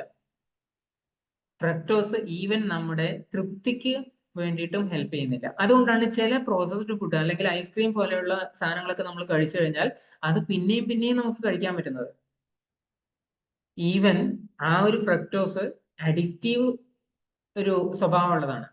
നമുക്ക് ഇന്ന് കഴിച്ചു നാളെയും കഴിക്കണം എന്ന് തോന്നുന്ന രീതിയിലാണ്. അതുകൊണ്ടാണ് പല ആൾക്കാർക്കും പ്രത്യേകിച്ച് ചോക്ലേറ്റ് അല്ലെങ്കിൽ അത്തരം ഭക്ഷണങ്ങൾ വീണ്ടും വീണ്ടും കഴിക്കാൻ, അല്ലെങ്കിൽ ഒരേ സമയത്ത് തന്നെ ഭക്ഷണം കഴിച്ചു കഴിഞ്ഞാൽ ഒരു മധുരം കഴിക്കുന്ന ഒരു ശീലം പോലും വരാനുള്ള കാരണം ഇത്തരം അഡിക്റ്റീവ്നെസ് ആണ്. ഈവൻ അത് നമ്മുടെ ശരീരത്തിനകത്ത് ഗ്ലൈക്കേഷന് വേണ്ടിയിട്ടും വളരെ കൂടുതൽ കാരണമാകുന്നതാണ്. ഗ്ലൈക്കേഷൻ കൊണ്ട് എന്താ കാര്യം? HbA1c കൂടും. അതാണ് ഏറ്റവും സിമ്പിൾ ആയിട്ട് എനിക്ക് പറയാൻ പറ്റുന്ന ഗ്ലൈക്കേഷൻ. HbA1c എന്ന് പറഞ്ഞു കഴിഞ്ഞാൽ പ്രീ ഡയബറ്റിക് സ്റ്റേജിലേക്കും പിന്നീട് ഡയബറ്റീസിലേക്കും എത്തുന്നതാണ്. സോ ഇത്തരം പ്രോബ്ലംസ് ഒക്കെ ഈ ഫ്രക്ടോസിനുണ്ട്. ഇതിനെ നമ്മൾ കലോറിയിൽ കണക്കൂട്ടുന്നു. ഈ ഒരു പിക്ചർ കണ്ടു കഴിഞ്ഞാൽ നിങ്ങൾക്ക് മനസ്സിലാവും. ഇവിടെ ഞാൻ കാണിച്ചിരിക്കുന്നത് ബ്രെഡ് ആണ്. ഈ ബ്രെഡ് 3 തരത്തിലുള്ള ബ്രെഡ്, ഒന്ന് ഇവിടെ കുറച്ച് പഫി ആയിട്ടുള്ള, കുറച്ച് നല്ലോണം പൊങ്ങി വന്നിട്ടുള്ള ഒരു ബ്രെഡ് കാണിച്ചിട്ടുണ്ട്. അതുപോലെ തന്നെ അത്ര തന്നെ പൊങ്ങി വരാത്ത ഒരു ബ്രെഡും ഉണ്ട്, എന്നാൽ ഒട്ടും പൊങ്ങി വരാത്ത ഒരു ബ്രെഡും ഉണ്ട്. ഇത് ഹോൾ ബ്രെഡ് ആണ്, വീറ്റ് ബ്രെഡ് ആണെന്നല്ല ഞാൻ പറയാ, ഹോൾ ഗ്രെയിൻ ബ്രെഡ് ആണ്. അതുകൊണ്ട് എന്താന്ന് വെച്ച് കഴിഞ്ഞാൽ ഈവൻ അതിന് ഉറപ്പ് കുറച്ച് കൂടുതലായിരിക്കും. നമുക്ക് നല്ലൊരു അടി കിട്ടി കഴിഞ്ഞാൽ ചിലപ്പോ നമ്മളിവിടെ വീണു പോകും. എന്നാൽ ഈ പഫി ആയിട്ടുള്ള രീതിയിലുള്ള ബ്രെഡ് നോക്കിക്കഴിഞ്ഞാൽ അത് റിഫൈൻഡ് ആയിട്ട് വരുന്നതാണ്. ഈ റിഫൈൻഡ് ബ്രെഡ് ആകുമ്പോൾ എന്താ ബുദ്ധിമുട്ടെന്ന് വെച്ച് കഴിഞ്ഞാൽ അതിനകത്ത് പല രീതിയിലുള്ള സാധനങ്ങളും ഇല്ല, പ്രത്യേകിച്ച് ഫൈബർ പോലെയുള്ള. ഇത് നമ്മുടെ ഫൈബർ കണ്ടന്റ് ഇത്തരം ഗ്രെയിൻസിൽ എവിടുന്നാ വരുന്നത്? അതിന്റെ കേർണലിൽ നിന്ന്, അതിന്റെ പുറത്ത് ഔട്ടർ ലെയറിൽ നിന്ന്. നേരത്തെ തവിടെന്ന് സൂചിപ്പിച്ചു, ഈ തവിടെന്നൊക്കെ പോകുന്നതാണ് നമുക്ക് പ്രധാനമായിട്ടും ആവശ്യമുള്ള സംഭവങ്ങൾ. സോ അതൊക്കെ മാറിയിട്ട് നമ്മളിവിടെ ഇതിനെ എൻറിച്ച് ചെയ്തിട്ട് പല രീതിയിലാക്കാന്ന് വിചാരിച്ചു കഴിഞ്ഞാലോ, ഫോർട്ടിഫൈ ചെയ്താലോ, അതിലും പൂർണ്ണമായിട്ടും ഗുണം കിട്ടുന്നില്ല. കാരണം അതിൽ പല പാർട്സ്, കേർണലിന് 3 പ്രധാനപ്പെട്ട പാർട്സ് ഉണ്ട്, എൻഡോസ്പോം എന്നൊക്കെ പറഞ്ഞിട്ട്. അപ്പൊ അതിൽ ചില പാർട്ട് മാത്രമേ അവിടെ കിട്ടുന്നുള്ളൂ, പൂർണ്ണമായിട്ടും അതൊരു കംപ്ലീറ്റ് ആവുന്നില്ല. അതാണ് ഫൈബർ നേരത്തെ ആഡ് ചെയ്ത് കഴിഞ്ഞാലും ഇൻസോലുബിൾ ഫൈബർ പൂർണ്ണമായിട്ടും ഗുണകരമാവുന്നില്ല എന്ന് സൂചിപ്പിക്കാനും കാരണം. സോ നേരത്തെ ഞാൻ സൂചിപ്പിച്ച ഗ്ലൈസമിക് ഇൻഡെക്സും ഗ്ലൈസമിക് ലോഡും എന്താണെന്ന് ഒന്നുകൂടി പറയാം. ഇവിടെ നമുക്ക് കാണാൻ പറ്റും, ഈ ഹൈ GI ഫുഡ് എന്ന് പറഞ്ഞു കഴിഞ്ഞാൽ ഒരുപക്ഷെ നമ്മൾ ഗ്ലൈസമിക് ഇൻഡെക്സ് കണക്കാക്കുന്നത് ഷുഗറുമായിട്ട് കമ്പയർ ചെയ്തിട്ട് 100 ഗ്രാം ഷുഗർ കഴിച്ചു കഴിഞ്ഞാൽ അല്ലെങ്കിൽ 50 ഗ്രാം ഷുഗർ കഴിച്ചു കഴിഞ്ഞാൽ നമ്മുടെ ഗ്ലൈസമിക് ഇൻഡെക്സ്, നമ്മുടെ ബ്ലഡ് ഷുഗർ എത്ര കൂടുന്നു എന്നുള്ളത് നോക്കിയിട്ടാണ്. അതിനെ കമ്പയർ ചെയ്ത്, ഈ ഷുഗറിനെ കമ്പയർ ചെയ്തിട്ട് നമ്മൾ കഴിക്കുന്ന 50 ഗ്രാം ഭക്ഷണത്തിൽ എത്രത്തോളം ഷുഗർ റേസ് ഉണ്ടാവുന്നുണ്ട് എന്നാണ് കണക്കാക്കുന്നത്. ഒരു കമ്പാരിസൺ ആണ്. എന്നാൽ ഗ്ലൈസമിക് ലോഡ് എന്ന് പറഞ്ഞു കഴിഞ്ഞാലോ, നമ്മൾ ടോട്ടൽ കഴിക്കുന്ന ഭക്ഷണത്തിൽ എത്രമാത്രം ഷുഗർ കയറുന്നുണ്ട് എന്നുള്ളതാണ് ചിന്തിക്കുന്നത്. ജസ്റ്റ് ഒരു എക്സാമ്പിൾ പറയാം. നമ്മൾ കഴിക്കുന്ന ഒരു സാധനമാണ് ഈ ചോളത്തിന്റെ ഗ്ലൈസമിക് ഇൻഡെക്സ് എന്ന് പറയുന്നത് 48, 50 ഒക്കെയാണ്. ഈ ഗ്ലൈസമിക് ഇൻഡെക്സ് വെച്ചിട്ട് നമ്മുടെ ശരീരത്തിനകത്ത് ഷുഗർ ഇൻക്രീസ് ആവണമെങ്കിൽ നമുക്ക് കൂടുതൽ ചോളം കഴിക്കേണ്ടി വരും, അല്ലെ? അതാണ് ഉദ്ദേശിക്കുന്നത്. അതേ സമയത്ത് നമ്മൾ തണ്ണിമത്തനൊക്കെയാണ് കഴിക്കുന്നതെങ്കിലോ അതിന്റെ ഗ്ലൈസമിക് ഇൻഡെക്സ് എന്ന് പറയുന്നത് 80 ആണ്. അതുകൊണ്ട് തന്നെ അത് പെട്ടെന്ന് ഷുഗർ ഇൻക്രീസ് കൊടുക്കും. എന്നാൽ നമ്മൾ 100 ഗ്രാം വത്തക്ക കഴിച്ചു കഴിഞ്ഞാൽ അതിനകത്ത് 5 ഗ്രാം ആണ് ഷുഗർ ഇൻക്രീസ് ആവുന്നത്. അതേ സമയത്ത് ചോളം 100 ഗ്രാമാ കഴിച്ചതെങ്കിൽ അതിനകത്ത് 25 ഗ്രാം ആണ് നമുക്ക് ഗ്ലൈസമിക് ലോഡ് കിട്ടുന്നത്. അപ്പോ ജസ്റ്റ് ഒന്ന് മനസ്സിലാക്കിക്കോളൂ, ഇപ്പൊ നമ്മൾ ഉദ്ദേശിച്ച ചോളത്തിന്റെ അതേ എഫക്റ്റ്, 100 ഗ്രാം ചോളത്തിന്റെ അതേ എഫക്റ്റ് നമുക്ക് കിട്ടണമെങ്കിൽ 500 ഗ്രാം തണ്ണിമത്തൻ കഴിക്കേണ്ടി വരും. 500 ഗ്രാം തണ്ണിമത്തൻ ഒരുമിച്ച് ഒരാൾ ഒറ്റയ്ക്ക് ഇരുന്ന് കഴിക്കുമോ? അല്ലെങ്കിൽ എത്ര സമയം എടുക്കും? ആ കമ്പാരിസൺ നോക്കുമ്പോൾ നമുക്ക് അവിടെ ഒരുപക്ഷെ ഗ്ലൈസമിക് ലോഡ് എന്ന് പറയുന്ന ഒരു കൺസെപ്റ്റ് ആണ് പൂർണ്ണമായിട്ടും ആക്സെപ്റ്റ് ചെയ്യേണ്ടി വരിക. ശരിക്കും ഗ്ലൈസമിക് ഇൻഡെക്സ് എന്ന് പറയുന്നത് നമ്മുടെ എല്ലാവരുടെയും ശരീരം ഒരുപോലെ എല്ലാ ഭക്ഷണത്തിനോടും റിയാക്ട് ചെയ്യുന്നു കണക്കാക്കിയിട്ടാണ്. അതും ശരിയല്ല. ഹെൽത്തി ആയിട്ടുള്ള ആൾക്കാരിൽ അത് വ്യത്യാസം ഉണ്ടാവും, അതുപോലെ തന്നെ അൺഹെൽത്തി ആയിട്ടുള്ള ആൾക്കാരിൽ വ്യത്യാസം ഉണ്ടാവും. ഈവൻ ഹെൽത്തി ആയിട്ടുള്ള രണ്ടുപേരും എടുത്തു കഴിഞ്ഞാൽ തന്നെ ഈ ഗ്ലൈസമിക് ലോഡ് വ്യത്യാസം വരുന്നുണ്ട്. ഗ്ലൈസമിക് ഇൻഡെക്സിലുള്ള വ്യത്യാസം നമുക്ക് അറിയാൻ പറ്റും. അത് CGM കണ്ടിന്യൂസ് ഗ്ലൂക്കോസ് മോണിറ്റർ പോലെയുള്ള ഉപകരണങ്ങൾ വെച്ച് കഴിഞ്ഞാൽ നമുക്ക് ഇന്നത് മനസ്സിലാക്കാൻ പറ്റുന്നതേ ഉള്ളൂ. അതുപോലെ തന്നെ ശരിക്കും ആ റിയൽ ഫുൾ ഫുഡ് എടുക്കുമ്പോൾ അതിനകത്തുള്ള ഫൈബർ കണ്ടന്റ് വ്യത്യാസം വരുന്നത് കൊണ്ട് അതിന്റെ ഗ്ലൈസമിക് ലോഡിലും വ്യത്യാസം വരും. ഈ ഗ്ലൈസമിക് ലോഡിൽ വ്യത്യാസം വരുന്നതുകൊണ്ട് നമ്മൾ ആ ഫുൾ കാലോറി കഴിച്ചു എന്ന് നമുക്ക് ഒരിക്കലും ഉറപ്പിക്കാൻ പറ്റില്ല, അല്ലെങ്കിൽ അത് ശരീരത്തിൽ എത്തി അബ്സോർബ് ആയി എന്ന് നമുക്ക് മനസ്സിലാക്കാൻ പറ്റില്ല. മറ്റൊരു പ്രധാനപ്പെട്ട കാര്യം എന്താന്ന് വെച്ച് കഴിഞ്ഞാൽ ഫ്രക്ടോസ് ആണ്. ഫ്രക്ടോസ് ഈ ഗ്ലൈസമിക് ഇൻഡെക്സുമായിട്ട് പൊതുവേ നമ്മൾ കമ്പയർ ചെയ്യുന്നേ ഇല്ല, കാരണം അത് ഗ്ലൂക്കോസിൻ്റെതല്ലേ ചെക്ക് ചെയ്യുന്നത്. അതേ കാരണം കൊണ്ട് തന്നെ ഈ ബ്ലഡ് ഗ്ലൂക്കോസിലോ അല്ലെങ്കിൽ ഇൻസുലിനിൽ പ്രത്യേകിച്ചും ഉണ്ടാക്കുന്ന റേസ്, കാരണം ഫ്രക്ടോസ് നേരിട്ട് ലിവറിലേക്കാണ് പോകുന്നത്. ഇൻസുലിനിൽ ഉണ്ടാക്കുന്ന ആ ഒരു റേസ് അല്ലെങ്കിൽ കൂട്ടൽ ശരിക്കും പറഞ്ഞു കഴിഞ്ഞാൽ ഫ്രക്ടോസ് വെച്ചിട്ടുള്ളത് മെഷർ ചെയ്യാൻ നമ്മൾ ശ്രദ്ധിക്കുന്നില്ല. അതുകൊണ്ട് തന്നെ ഈ ഗ്ലൈസമിക് ഇൻഡെക്സ് എന്ന് പറയുന്നത് നോക്കുന്നതിന് പകരം ഗ്ലൈസമിക് ലോഡ് വെച്ചിട്ട് വേണം നമ്മൾ ഓരോ ഭക്ഷണത്തിനെയും കണക്കാക്കാൻ വേണ്ടിയിട്ട്. So low GL food, glycemic load കുറഞ്ഞ ഒരു ഫുഡ് എന്ന് പറയുന്നത് പൊതുവെ അൺപ്രോസസ്ഡ് ആയിട്ടുള്ള ഫുഡ് ആയിരിക്കും, ശരിയായ ഭക്ഷണമായിരിക്കും, ഭക്ഷണം തന്നെയായിരിക്കും. ഇനി നമുക്ക് എല്ലാ കൊഴുപ്പുകളും ഒരുപോലെയല്ല എന്ന് മനസ്സിലാക്കാം. സാധാരണഗതിയിൽ കൊഴുപ്പിന് പല ഇത് വരുന്നത് അതിന്റെ കാർബൺ ചെയിൻ, എത്ര നമ്പർ ഓഫ് കാർബൺ ആറ്റംസ് ഉണ്ട്, അതെങ്ങനെയാണ് ചെയിൻ ആയിട്ടുള്ളത് എന്ന് വെച്ചിട്ടാണ്. അതുകൊണ്ട് തന്നെ മീഡിയം ചെയിൻ ഫാറ്റി ആസിഡും ഷോർട്ട് ചെയിൻ ഫാറ്റി ആസിഡ്സും ഒക്കെ ഉണ്ട്. ഇത് രണ്ടും പെർട്ടിക്കുലർലി നമ്മുടെ ഗട്ട് ഹെൽത്തിന് ഹെൽപ്ഫുൾ ആണ്, നമ്മുടെ എനർജിക്ക് വേണ്ടിയിട്ട് ഉപയോഗിക്കാൻ എളുപ്പത്തിൽ പറ്റുന്ന സാധനമാണ് ഇത് രണ്ടും, short ചെയിനും medium ചെയിനും.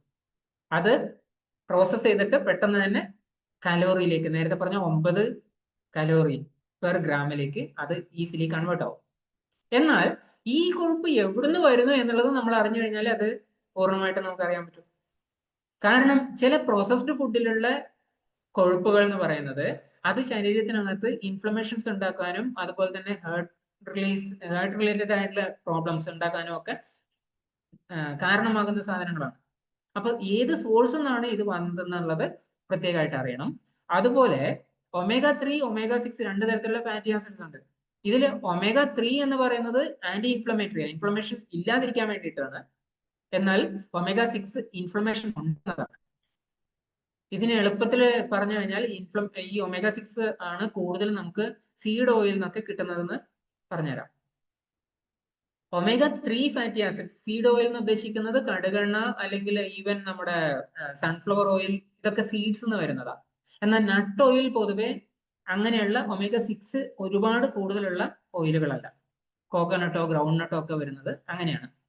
omega-3 fatty acids ശരിക്കും പറഞ്ഞു കഴിഞ്ഞാൽ നമ്മുടെ ശരീരം അതിനെ കലോറിക്ക് വേണ്ടിയിട്ട് ബേൺ ചെയ്യുന്നേയില്ല. കാരണം omega-3 നമ്മുടെ ശരീരത്തിൽ അത്ര കൂടുതൽ ആവശ്യം വരുന്നത്, ഈവൻ നെർവസ് സിസ്റ്റം കറക്റ്റ് ആയിട്ട് വർക്ക് ചെയ്യാനും ഹാർട്ട് ഹെൽത്തിന് വേണ്ടിയിട്ടും കൊളസ്ട്രോൾ ബാലൻസിന് വേണ്ടിയിട്ടും ഒക്കെ ഒത്തിരി ഹെൽപ്പ് ചെയ്യുന്ന ഒരു സാധനമാണ് omega-3. സോ അത് കലോറിക്ക് വേണ്ടിയിട്ട് ശരീരം ഉപയോഗിക്കാറില്ല. അതുപോലെ തന്നെ മറ്റൊരു പ്രത്യേകത എന്താണെന്ന് വെച്ച് കഴിഞ്ഞാൽ നമ്മൾ കഴിക്കുന്ന ഭക്ഷണത്തിൽ പലതരത്തിലുള്ള ട്രാൻസ് ഫാറ്റുകളും ഉണ്ടാവും. ഇന്ന് നമ്മുടെ ഫുഡ് ആൻഡ് ഡ്രഗ് അഡ്മിനിസ്ട്രേഷൻ ഒക്കെ ഈ ട്രാൻസ് ഫാറ്റ് നിർത്തലാക്കാൻ വേണ്ടിയിട്ട് അല്ലെങ്കിൽ അത് ഇൻഗ്രീഡിയൻസിൽ ഇല്ലാതിരിക്കാൻ വേണ്ടിയിട്ട് ശ്രദ്ധിക്കുന്നുണ്ട്. 0 ട്രാൻസ് ഫാറ്റ് എന്ന് കാണാം. എന്നാൽ ഇതുകൊണ്ട് തീർന്നോ? ഇല്ല. ട്രാൻസ് ഫാറ്റ് ഉണ്ടാവുന്നത് എങ്ങനെയാണ്? ഹൈഡ്രോജനേഷൻ എന്ന് പറയുന്ന ഒരു പ്രോസസ്സാണ്. വെള്ളമായിട്ട് എണ്ണ ചൂടിന്റെ സഹായത്തോട് കൂടിയിട്ട് പ്രോസസ് ആവുമ്പോഴാണ് ഹൈഡ്രോജനേഷൻ നടക്കുന്നത്. അങ്ങനെയാവുമ്പോൾ നമ്മുടെ അടുക്കളയിൽ ഒരു പക്ഷേ ട്രാൻസ് ഫാറ്റ് ഉണ്ടാവുന്നില്ലേ? ഡീപ് ഫ്രൈ മെത്തേഡിലും അതല്ലെങ്കിൽ വെള്ളത്തിന്റെ സഹായത്തോട് കൂടിയിട്ടുള്ള മെത്തേഡിലും ഒക്കെ അല്ലെ? ഇത്തരം ജസ്റ്റ് ഒന്ന് ചിന്തിച്ചു നോക്കൂ, ഒരു പൂരി ഉണ്ടാക്കുന്ന സമയം പോലും ഈ പൂരി കുഴയ്ക്കാൻ വേണ്ടിയിട്ട് നമ്മൾ വെള്ളം ഉപയോഗിച്ചിട്ടില്ലേ? ഈ വെള്ളത്തിൽ ഹൈഡ്രജനും ഓക്സിജനും ഇല്ലേ? ഇത് നമ്മുടെ കാർബൺ ആറ്റം എവിടെയുള്ള കൊഴുപ്പിലുള്ള എണ്ണയിലുള്ള കാർബൺ ആറ്റമായിട്ട് മിക്സ് ആവില്ലേ? ആ സമയത്ത് പോലും അതിന്റെ ചൂട് കൂടുതലാണെങ്കിൽ അതുകൊണ്ടാണ് റീയൂസ് ചെയ്യാൻ പാടില്ല അല്ലെങ്കിൽ ഓവർ ഹീറ്റ് ചെയ്യാൻ പാടില്ല എന്നൊക്കെ പറയുന്നത്. സോ അവിടെയും ട്രാൻസ് ഫാറ്റ് ഫോം ആവാം. ഈ ട്രാൻസ് ഫാറ്റിൽ കലോറി ഉണ്ടെങ്കിലും അത് നമ്മുടെ ശരീരത്തിൽ ദഹിക്കപ്പെടുന്നില്ല. കാരണം എന്താണെന്ന് വെച്ച് കഴിഞ്ഞാൽ ട്രാൻസ് ഫാറ്റ് ബേൺ ചെയ്യാൻ ശരീരത്തിന് ആവശ്യമുള്ള എൻസൈംസ് നമ്മുടെ ശരീരത്തിലില്ല. അതുകൊണ്ട് ആ ട്രാൻസ് ഫാറ്റ് പലപ്പോഴും സ്റ്റോർ ആവും, അല്ലെങ്കിൽ അത് പ്ലാക്ക് ഫോർമേഷന് ഹെൽപ്പ് ആവും, അതല്ലെങ്കിൽ പുറത്തിറങ്ങും, എക്സ്ക്രീറ്റ് ആവും. സോ എല്ലാ ഫാറ്റും ഒരുപോലെയല്ല. ഇനി വരുന്ന ഒരു സാധനമാണ് സാച്ചുറേറ്റഡ് ഫാറ്റ്. സാച്ചുറേറ്റഡ് ഫാറ്റ് എന്ന് പറഞ്ഞു കഴിഞ്ഞാൽ ഇതിൽ തന്നെ രണ്ടെണ്ണം ഉണ്ട്. പൊതുവെ ഇപ്പോ വെളിച്ചെണ്ണയോട് കുറച്ചുകൂടി നല്ല ഒരു ആഭിമുഖ്യം വന്നിട്ടുണ്ട്. കാരണം വെളിച്ചെണ്ണ നല്ലതാണ്, സാച്ചുറേറ്റഡ് ഫാറ്റ് ആണെങ്കിൽ പോലും നല്ലതാണെന്ന് പറയുന്നുണ്ട്. USFDA, US food and drug administration already saturated fat എന്ന് പറയുന്നത് ലേബലിൽ ഇല്ലാതെ, അതിന്റെ ആവശ്യമില്ലെന്ന് പറയുന്ന രീതിയിലേക്ക് എത്തിയിട്ടുണ്ട്. കാരണം സാച്ചുറേറ്റഡ് ഫാറ്റ് നമ്മുടെ ശരീരത്തിന്, നമ്മുടെ ഹെൽത്ത് ചലഞ്ചസിന് ഒരു കാരണമാവുന്നില്ല എന്നുള്ളതുകൊണ്ട്. എന്നാൽ സാച്ചുറേറ്റഡ് ഫാറ്റിൽ പോലും രണ്ട് തരത്തിലുള്ളതുണ്ട്. ഒന്ന് ഈവൻ ചെയിൻ എന്ന് പറയാം, മറ്റൊന്ന് ഓഡ് ചെയിൻ ആണ്. ഇപ്പൊ ഈവൻ ചെയിൻ ആയിട്ടുള്ളതാണ് പൊതുവെ നമുക്ക്, ഈവൻ ചെയിൻ എന്ന് പറഞ്ഞു കഴിഞ്ഞാൽ ഇരട്ട സംഖ്യകളാണ് വരുന്നത്. 16, 18 ആണ് അതിനകത്ത് ഉള്ള കാർബൺ ആറ്റത്തിന്റെ എണ്ണം എങ്കിൽ, പ്രത്യേകിച്ചും അത് നമുക്ക് കിട്ടുന്നത് എവിടെയാ? മീറ്റിലാണ്, ആട്ടിറച്ചി അല്ലെങ്കിൽ മാട്ടിറച്ചിയിലൊക്കെയാണ്. ഇത് പൊതുവെ കാർഡിയോവാസ്കുലർ, അതിന് കാർഡിയോവാസ്കുലർ ചാലഞ്ചസ് ഉണ്ടാക്കാനുള്ള ഒരുപാട് സഹായമുണ്ട്. അതേ സമയത്ത് നമ്മുടെ ഡയറിയിലുള്ള മിൽക്ക് പ്രൊഡക്ട്സിലുള്ള സാച്ചുറേറ്റഡ് ഫാറ്റ് എന്ന് പറയുന്നത് അത് 15 അല്ലെങ്കിൽ 17 ആണ് കാർബൺ ആറ്റം, ഓഡ് ചെയിൻ ആണ്. ഈ ഓഡ് ചെയിൻ ആയതുകൊണ്ട് തന്നെ ഇത് നമ്മുടെ ശരീരത്തിന് ഹേർട്ട് ഹെൽത്ത് അല്ലെങ്കിൽ പ്രൊട്ടക്റ്റീവ് ആയിട്ടുള്ള ഒരു റോളാണ്. രണ്ടും സാച്ചുറേറ്റഡ് ഫാറ്റ് ആണ്, എന്നാൽ രണ്ടിനും തമ്മിൽ ഒത്തിരി വ്യത്യാസമുണ്ട് എന്നാണ് ഞാൻ പറഞ്ഞു വരുന്നത്. ഒന്ന് ഹാർട്ടിനെ പ്രത്യേകിച്ച് ദോഷം ഒന്നും ചെയ്യുന്നില്ലെങ്കിൽ മറ്റേത് ഗുണകരമായിട്ടുള്ള കാര്യങ്ങളാണ് ചെയ്യുന്നത്. സാച്ചുറേറ്റഡ് ഫാറ്റ് ശരിക്കും പറഞ്ഞു കഴിഞ്ഞാൽ അത് സാച്ചുറേഷൻ കഴിഞ്ഞതാണ്, മീൻസ് അത് ശരിക്കും ഒരു പാക്ക് ഫുഡാണെന്ന് പറയാം, പാക്കേജിനാണ്. എന്നാൽ ഫ്രീ ഫാറ്റി ആസിഡ്സ് എന്ന് പറയുന്ന ഒരു സാധനമുണ്ട്. ഇതാണ് ശരിക്കും നമ്മുടെ ശരീരത്തിന് ദോഷമുണ്ടാക്കാൻ കാരണം. അതെങ്ങനെയാ ഫോം ആവുന്നതെന്ന് ചോദിച്ചു കഴിഞ്ഞാൽ രണ്ട് രീതിയിലാണ്. ഒന്ന്, ലിവർ നമ്മുടെ ശരീരത്തിൽ ഫാറ്റ് ഉണ്ടാക്കുമ്പോൾ, ട്രൈഗ്ലിസറൈഡ് ഫോർമേഷൻ നടന്നിട്ട് ഫാറ്റ് ഉണ്ടാക്കുന്ന സമയത്ത്, അതിന് കാരണം എന്താ? നമ്മുടെ ശരീരത്തിനകത്ത് കൂടുതൽ കൊഴുപ്പ് ഉണ്ടാവുമ്പോഴല്ല, നമ്മുടെ ശരീരത്തിൽ കൂടുതൽ ബ്ലഡിൽ കൂടുതൽ ഷുഗർ ഉണ്ടാവുമ്പോഴാണ്. ഈ ഷുഗർ എവിടെ പോകും? ലിവറിലേക്ക് പോകും. ലിവർ അത് ട്രൈഗ്ലിസറൈഡ് ആക്കും. അപ്പൊ ആ സമയത്താണ് ഫ്രീ ഫാറ്റി ആസിഡ്സ് കൂടുതൽ ഉണ്ടാവുന്നത്. അതുപോലെ തന്നെ മറ്റൊരു സമയം എപ്പോഴാന്ന് വെച്ച് കഴിഞ്ഞാൽ നമ്മുടെ ശരീരത്തിനകത്ത് ഓൾറെഡി കൊഴുപ്പുണ്ട്, ഈ കൊഴുപ്പിനെ ദഹിപ്പിക്കാൻ വേണ്ടിയിട്ട് ശരീരം അതിനെ സ്പ്ലിറ്റ് ചെയ്യുമ്പോൾ, ആ സ്പ്ലിറ്റ് ചെയ്യുന്ന സമയത്ത് ഇതിനെ ഗ്ലൈക്കോജൻ ഫോമിലേക്ക് ആക്കി കൊണ്ടുവരണമെങ്കിൽ ആദ്യം ഈ ഗ്ലിസറോൾ ചെയിൻ ബ്രേക്ക് ചെയ്യണം. ആ സമയത്തും ഫ്രീ ഫാറ്റി ആസിഡ്സ് ഉണ്ടാവും. ഈ ഫ്രീ ഫാറ്റി ആസിഡ് ആണ് പൊതുവെ കറങ്ങി നടക്കുന്നത്. കുഴപ്പമില്ല, പൊതുവെ കറങ്ങി നടക്കുന്നത് ചെറിയ അളവിലാണെങ്കിൽ കുഴപ്പമില്ല. പക്ഷെ ഹ്യൂജ് ക്വാണ്ടിറ്റിയിലാവുമ്പോൾ അത് നമ്മുടെ ശരീരത്തിന് ഹാർംഫുൾ ആവുന്നത്. സോ എല്ലാ കൊഴുപ്പും ഒരുപോലെയല്ല. ഇത് തന്നെ ഒന്നുകൂടി നമുക്ക് നോക്കിയാലോ. നമ്മുടെ ശരീരത്തിനകത്ത് പലതരത്തിലുള്ള കൊഴുപ്പിന്റെ ഡിപ്പോകളുണ്ട്. ഈ ഡിപ്പോകളെ പ്രധാനമായിട്ട് എവിടെയൊക്കെയാന്ന് വെച്ച് കഴിഞ്ഞാൽ, ഒന്ന് നമ്മുടെ വിസറൽ ഫാറ്റ് എന്ന് പറയും, നമ്മുടെ തൊലിക്കടിയിലുള്ള കൊഴുപ്പാണ്. സോറി, നമ്മുടെ സബ്ക്യൂട്ടേനിയസ് ഫാറ്റ് എന്ന് പറയും, നമ്മുടെ തൊലിക്കടിയിലുള്ള ഫാറ്റാണ്. മറ്റൊന്ന് വിസറൽ ഫാറ്റ് എന്ന് പറയും, നമ്മുടെ ശരീരത്തിനകത്ത് ഓർഗൻസ് ഉണ്ടല്ലോ, കുറെ അവയവങ്ങളുണ്ട്. ഈ അവയവങ്ങളെ പ്രൊട്ടക്ട് ചെയ്യുന്ന, അതിനെ കവർ ചെയ്യുന്ന രീതിയിലുള്ള കൊഴുപ്പാണ് വിസറൽ ഫാറ്റ്. മൂന്നാമത് ഒന്നുകൂടിയുണ്ട്, അതിന്റെ പേരാണ് ലിവർ ഫാറ്റ്. ഈ ലിവർ ഫാറ്റിന്റെ ഇതാണ് കൂടുതലാവുമ്പോൾ നമുക്ക് ഫാറ്റി ലിവർ പോലെയുള്ള പ്രശ്നങ്ങൾ ഉണ്ടാകാനായിട്ട് കാരണമാവുന്നത്.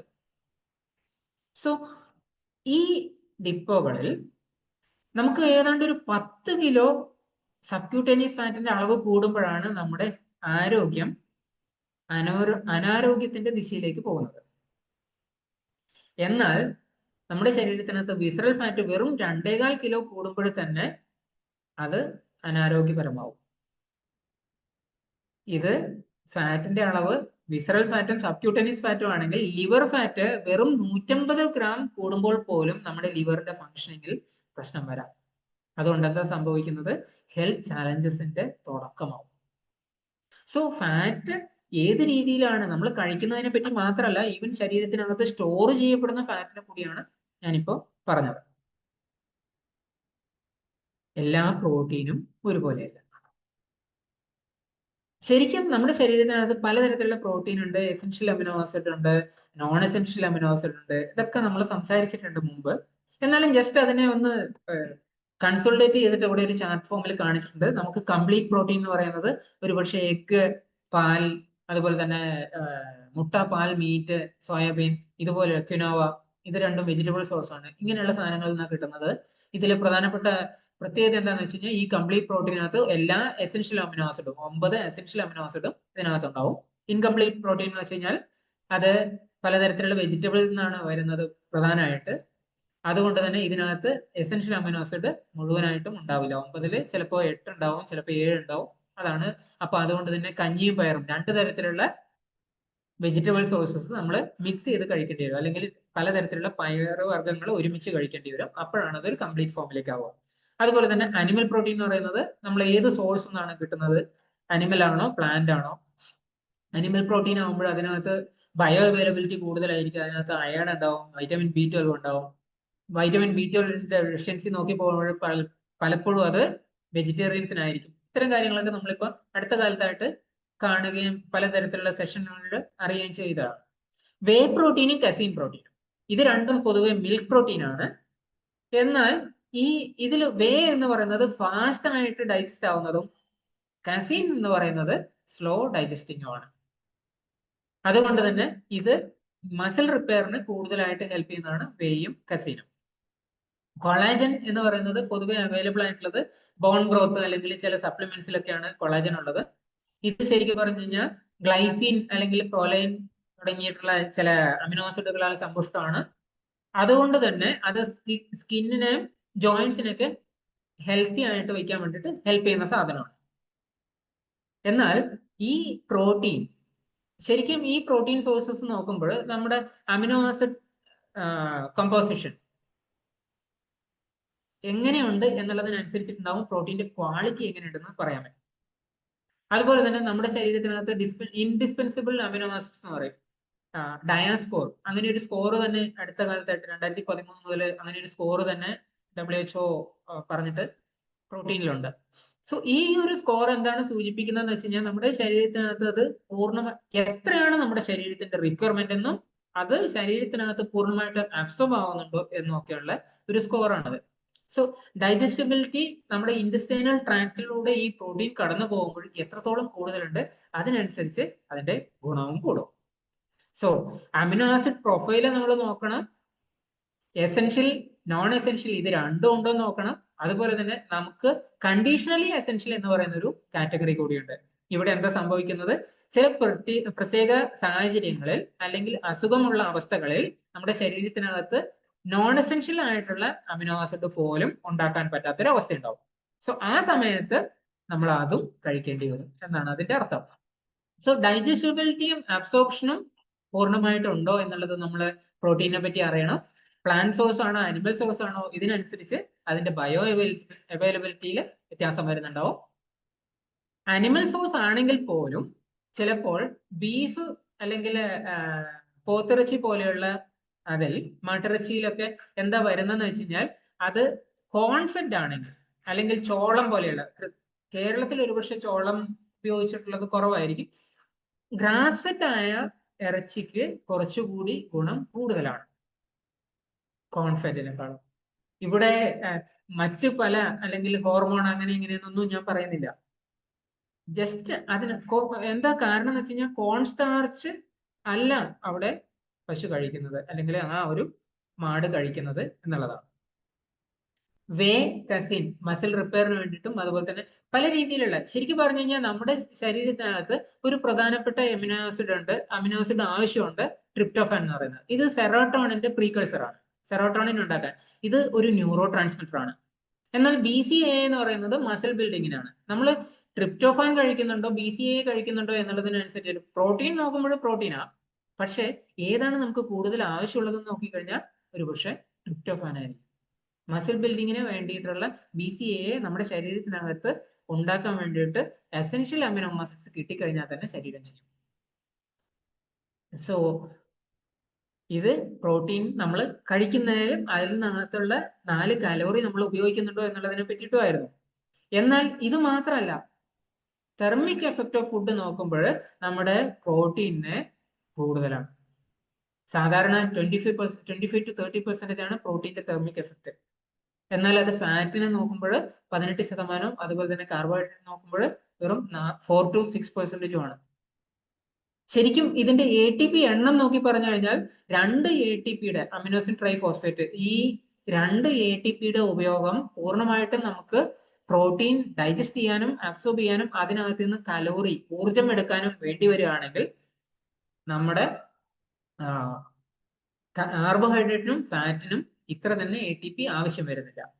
അതുകൊണ്ട് ഇവിടെയും നമ്മുടെ കൺസംഷൻ സൈഡ് നോക്കുമ്പോഴും പ്രോട്ടീൻ ആണ് ബെറ്റർ, അല്ലെങ്കിൽ പ്രോട്ടീൻ ആണ് കൂടുതലായിട്ട് നമ്മുടെ കലോറി യൂസ് ചെയ്യുന്ന ഒരാൾ. ഓക്കെ, ഇതിൽ കുറച്ചുകൂടി ഡീറ്റെയിൽ ആയിട്ട് പറഞ്ഞു കഴിഞ്ഞാൽ ചില അമിനോ ആസിഡ്സ് ശരീരം ഉണ്ടാക്കുന്നതുണ്ട്. ഈ അമിനോ ആസിഡ്സ് ഗ്ലൂട്ടമേറ്റ് എന്നൊക്കെ പറഞ്ഞിട്ടുള്ളത്, അലനിൻ, ഗ്ലൂട്ടമേറ്റ്, ഇത്തരം അമിനോ ആസിഡുകളാണ് ശരിക്കും പറഞ്ഞു കഴിഞ്ഞാൽ ഗ്ലൂക്കോസിലേക്ക് കൺവേർട്ട് ആവാൻ, ഷുഗർ നമ്മുടെ ശരീരത്തിലേക്ക് കൺവേർട്ട് ആയി ഊർജം തരാൻ വേണ്ടിയിട്ട് കൂടുതൽ സാധ്യതയുള്ള അമിനോ ആസിഡുകൾ. പക്ഷെ ഇത് എപ്പോഴാണ് നോർമലി നടക്കുന്നത്? നമ്മുടെ ശരീരത്തിനകത്ത് വേണ്ടത്ര ഊർജം നമ്മൾ കൊടുക്കുന്നില്ലെങ്കിൽ മാത്രം. സോ പൂർണ്ണമായിട്ടും എല്ലാ പ്രോട്ടീനും കലോറിയിലേക്ക് കൺവേർട്ട് ആവുന്നുണ്ടോ?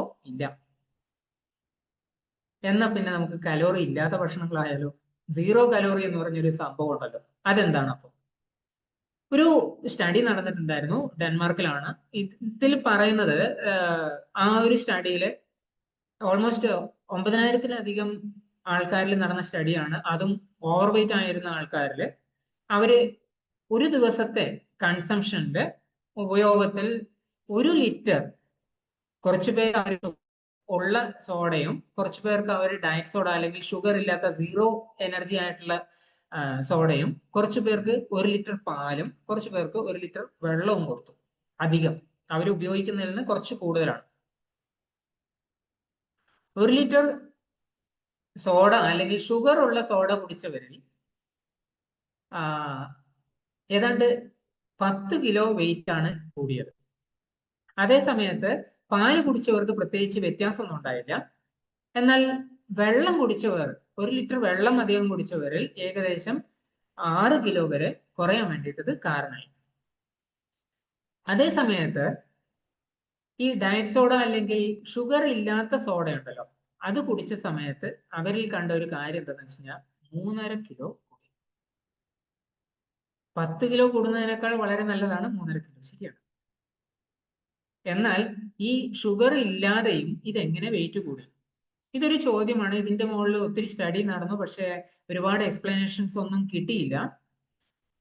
ആ റിസർച്ച് പോയത് എങ്ങനെയാണെന്ന് വെച്ച് കഴിഞ്ഞാൽ നമ്മുടെ ശരീരത്തിനകത്തേക്ക് ഷുഗർ പോലെയുള്ള അല്ലെങ്കിൽ സ്വീറ്റ്നേഴ്സ്, ആർട്ടിഫിഷ്യൽ ആയിട്ടുള്ള സ്വീറ്റ്നേഴ്സ് നാവിന് ചെല്ലുമ്പോഴേക്ക് തന്നെ, അല്ലെങ്കിൽ നമ്മുടെ മനസ്സ് അതിനുവേണ്ടി പ്രിപ്പയർ ആവുമ്പോൾ തന്നെ നമ്മുടെ ഡൈജസ്റ്റീവ് എൻസൈംസും പാൻക്രിയാസും ഒക്കെ റെഡി ആവുകയാണ് ഷുഗർ ആക്സെപ്റ്റ് ചെയ്യാൻ. അതുകൊണ്ട് സംഭവിക്കുന്ന 2 കാര്യങ്ങളുണ്ട്. ഒന്ന്, ഇൻസുലിൻ ലെവൽ കൂടി. കാരണം ഷുഗർ ആണല്ലോ നമ്മൾ കഴിക്കുന്നതെന്ന് വിചാരിച്ചിട്ട്. സ്റ്റീവിയ പോലെ പല സാധനങ്ങളുടെ പല പേരുകളും ഒക്കെ ഉണ്ട്. അസ്പാർട്ടൈം, ഈവൻ ഈ അസ്പാർട്ടൈം സ്റ്റഡിയിലൊക്കെ പറയുന്നത് പല സ്റ്റഡികളും അത് നമുക്ക് ഹാംഫുൾ ആണെന്നാണ് പറയുന്നത്.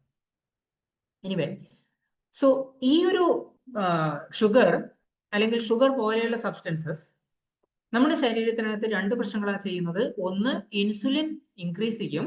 രണ്ടാമത്തത്, നമ്മുടെ ഗട്ട് ബാക്ടീരിയയുടെ തോത് മാറ്റിമറിക്കാൻ കാരണമാവും. ഇത് രണ്ടും നമ്മുടെ ഹെൽത്തിന് ചലഞ്ചിങ് ആയിട്ടുള്ള കാര്യങ്ങളാണ്.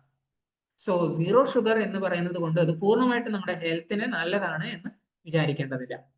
ഇത് ഒരു ദിവസത്തെ സ്റ്റഡിയല്ല, 6 മാസത്തോളം നടന്ന സ്റ്റഡിയാണ്.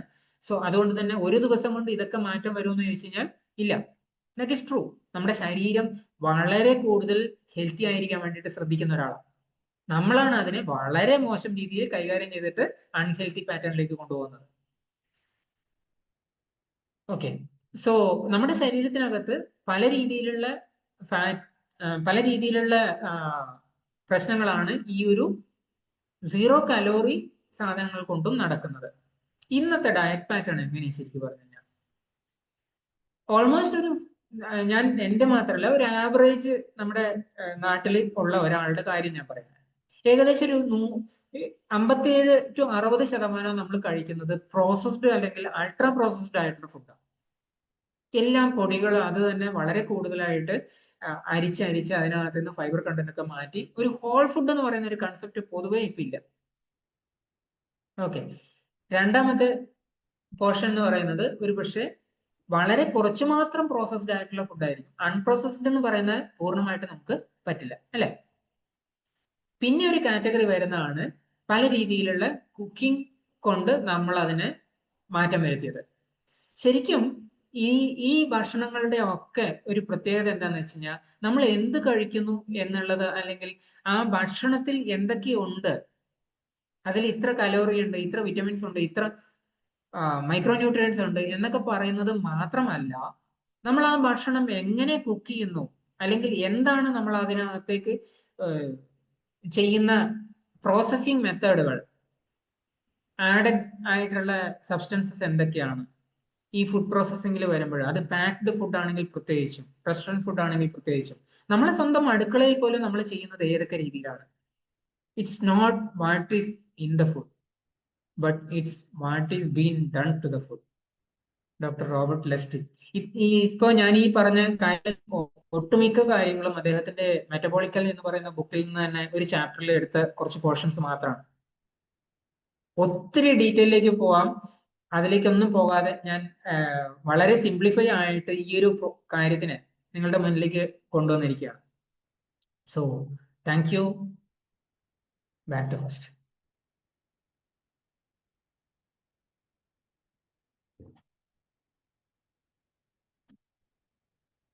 സാബു സർ.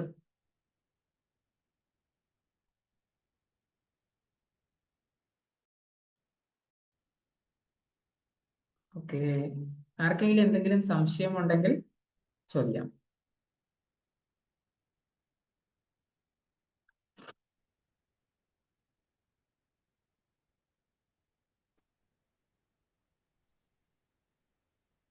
കേക്കാമോ സാർ? ആ, പറയൂ. സാറ് പറഞ്ഞില്ലേ ഗ്ലൈസിമിക് ഇൻഡെക്സും ഗ്ലൈസിമിക് ഹോളും, അതെനിക്ക് അത്ര മനസ്സിലായല്ലോ ഒന്നുകൂടി.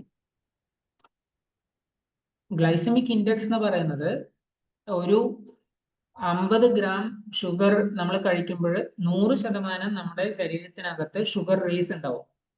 പ്രത്യേകിച്ച് ബ്ലഡില് ബ്ലഡ് ഗ്ലൂക്കോസിന്റെ അളവ് കൂടും, 100% കൂടും എന്നുള്ളതാണ് കണക്കാക്കുന്നത്.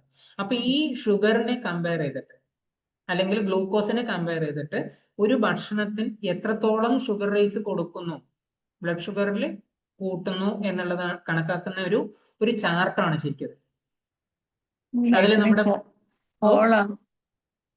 ഗ്ലൈസിമിക് ഹോളെന്ന് സാർ പറഞ്ഞു. ഗ്ലൈസമിക് ഹോൾ അല്ല, ഗ്ലൈസമിക് ലോഡാണ്. ലോഡാണോ? അതെന്തുവാ?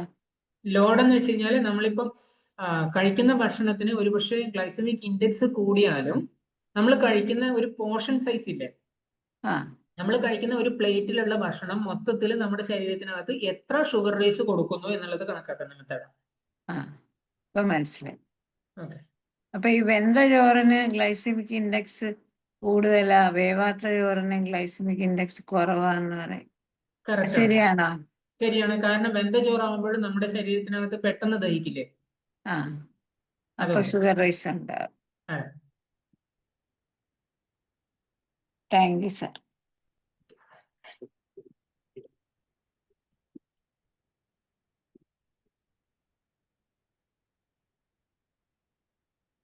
വേറെ ആർക്കെങ്കിലും?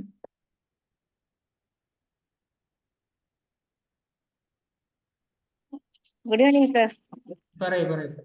പറയുന്നു സാറേ, ഈ omega-3 ആൻഡ് omega-6 പിന്നെ ആന്റി ഇൻഫ്ലമേറ്ററി സാധനങ്ങളെ കുറിച്ച് പറഞ്ഞല്ലോ. അതില് ഈ പിന്നെ ഇത്തരം ഫുഡ്, ഇത് omega-3യും 6ഉം നമുക്ക് വേണമല്ലോ. അപ്പം അത് പിന്നെ എത്ര നമ്മൾ ആഹാരത്തിൽ ഉൾപ്പെടുത്തണം? അത് ഏതിലാണ് ഇത് ഉള്ളത്? മത്തിയിലുണ്ടെന്ന് ഇങ്ങനെ പറയുന്നുണ്ട് omega-3 മത്തിയിലൊക്കെ കൂടുതലുണ്ട്. സാഡൈൻ എന്ന് പറയുന്ന ഇതാണ് മത്തി. അതുപോലെ തന്നെ സാൽമൺ ഫിഷ്, അയല ഒക്കെ ഉണ്ട്.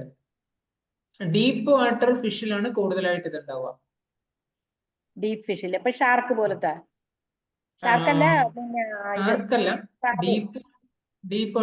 അതെ, അതിലാണ് 6 ഉള്ളത്. അല്ല, ഒമേഗ 3. ഒമേഗ 3. ഒമേഗ 6 നമ്മളിപ്പോ കൂടുതലും കഴിക്കുന്നത് പലതരത്തിലുള്ള സീഡ് ഓയിൽ നിന്നാണ്. ആ ഓക്കെ, ആ കൂടുതലും വരുന്നത് സൺഫ്ലവർ ഓയിലും സോയ ഓയിലും ഒക്കെ ആ ഒരു രീതിയിലും വരുന്നതാണ്. വെളിച്ചെണ്ണ തന്നെ ഉപയോഗിക്കുകയാണെങ്കിൽ വെളിച്ചെണ്ണയില് സീഡ് ഓയില് അല്ല, വെളിച്ചെണ്ണയിൽ ഒമേഗ 6 കൂടുതൽ ഇല്ല. ഇല്ല. ഇല്ല. Okay okay sir. ഓക്കെ, ശരിക്കും ഒമേഗ 3യും ഒമേഗ 6 നോക്കുമ്പോൾ അതിന്റെ ഒരു അനുപാതമാണ് മെയിൻറ്റെയിൻ ചെയ്യേണ്ടത്. നോർമലി നമ്മളുടെ ഭക്ഷണത്തിലെ ഇന്നത്തെ അനുപാതം എന്ന് പറയുന്നത് 1:15 ഒക്കെയാ. ഒമേഗ 3 1 കഴിക്കുമ്പോൾ നമ്മൾ ഒമേഗ 6 15 ഒക്കെയാണ് കഴിക്കുന്നത്.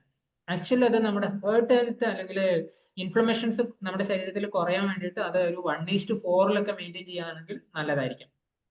4 ഒമേഗ 6 കഴിക്കുമ്പോൾ 1 ഒമേഗ 3 എങ്കിലും നമ്മൾ കഴിക്കുന്നത് നല്ലതായിരിക്കും. ഇതിന്റെ ആ ഒരു അളവ് എങ്ങനെയായിരിക്കും സാറേ? നമ്മൾ ആ ഫുഡ് ഇപ്പൊ കഴിക്കുമ്പോഴേ അത് എങ്ങനെ എത്ര മില്ലിയാണ് അങ്ങനെയൊക്കെ ഉള്ള അറിയാൻ പറ്റുമോ? ഇല്ല. ഓക്കെ. എന്താണെന്ന് അറിയാമോ, ഈ മീൻകുളിയൊക്കെ കഴിക്കുമ്പോഴേ അതില് പിന്നെ ഒമേഗ ആണല്ലോ ഉദ്ദേശിക്കുന്നത്.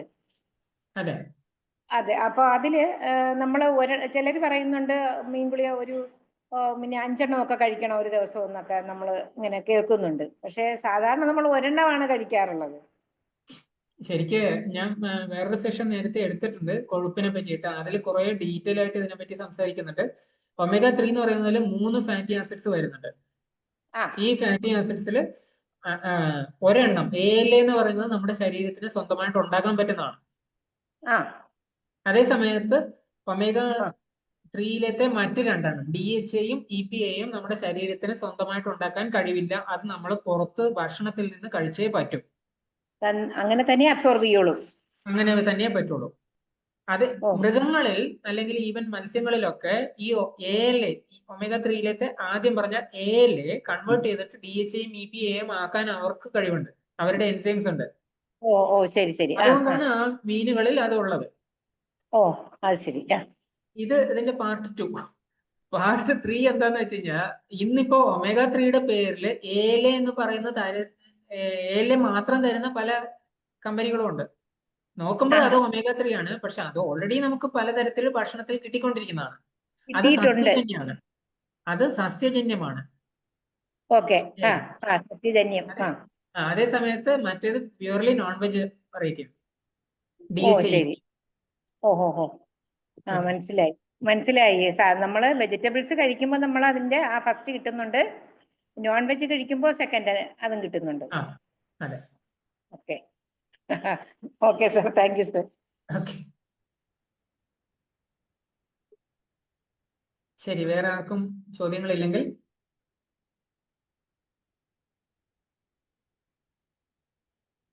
സാബു സർ ഒന്ന് ക്ലോസ് ചെയ്തേക്കാവോ? സാറിനെ കണ്ടില്ല. അതുപോലെ തന്നെ ഈ സോഡ കഴിക്കുന്നത് സാറേ, ഈ പിന്നെ 7up കൊക്കക്കോള അതുപോലെയൊക്കെ ഉള്ളൊക്കെ കഴിക്കുന്ന വളരെ ഡേഞ്ചറസ് ആണെന്ന് പറയുമെങ്കിൽ പോലും അത് നമുക്ക് പിന്നെ വെൽക്കം ഡ്രിങ്ക് ഒക്കെ ആയിട്ടൊക്കെ എല്ലായിടത്തും വെക്കാറുണ്ട്. അപ്പൊ അത് എത്രത്തോളം നമുക്കത് ഉപയോഗിക്കാം നമ്മുടെ ശരീരത്തിന് കേടല്ലാത്ത രീതിയിൽ? അത് നിശേഷം ഇല്ലാതാക്കാൻ പറ്റാത്തൊരവസ്ഥയാ. ഈ ചോദ്യം നല്ല രസമുണ്ട്.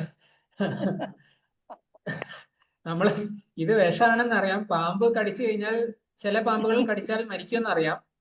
അപ്പോ കടിക്കാൻ എന്തായാലും കടിക്കാതിരിക്കാൻ പറ്റില്ല. അതുകൊണ്ട് ഏത് പാമ്പിനെ കൊണ്ട് കടിപ്പിക്കണം എന്ന് ചോദിക്കണം. ഒരു രസകരമാക്കാൻ വേണ്ടി തന്നെയാ ഞാനിത് ചോദിച്ചത്.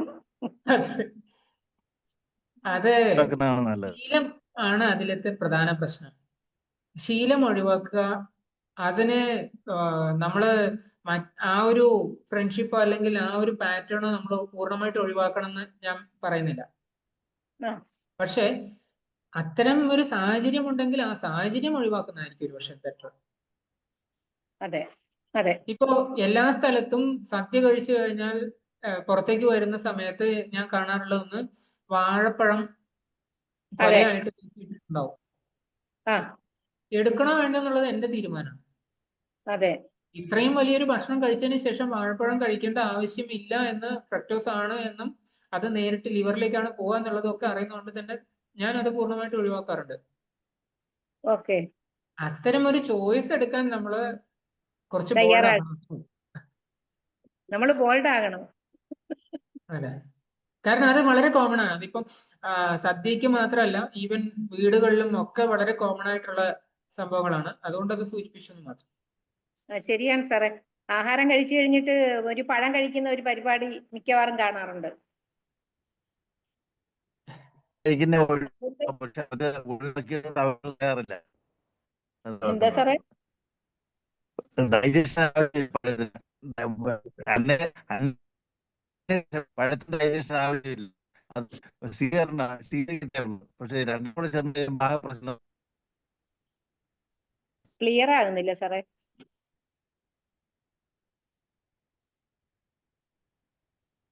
ഓക്കെ, ജോർജ് സാറിനൊന്നും ഇല്ലേ ചോദിക്കാൻ?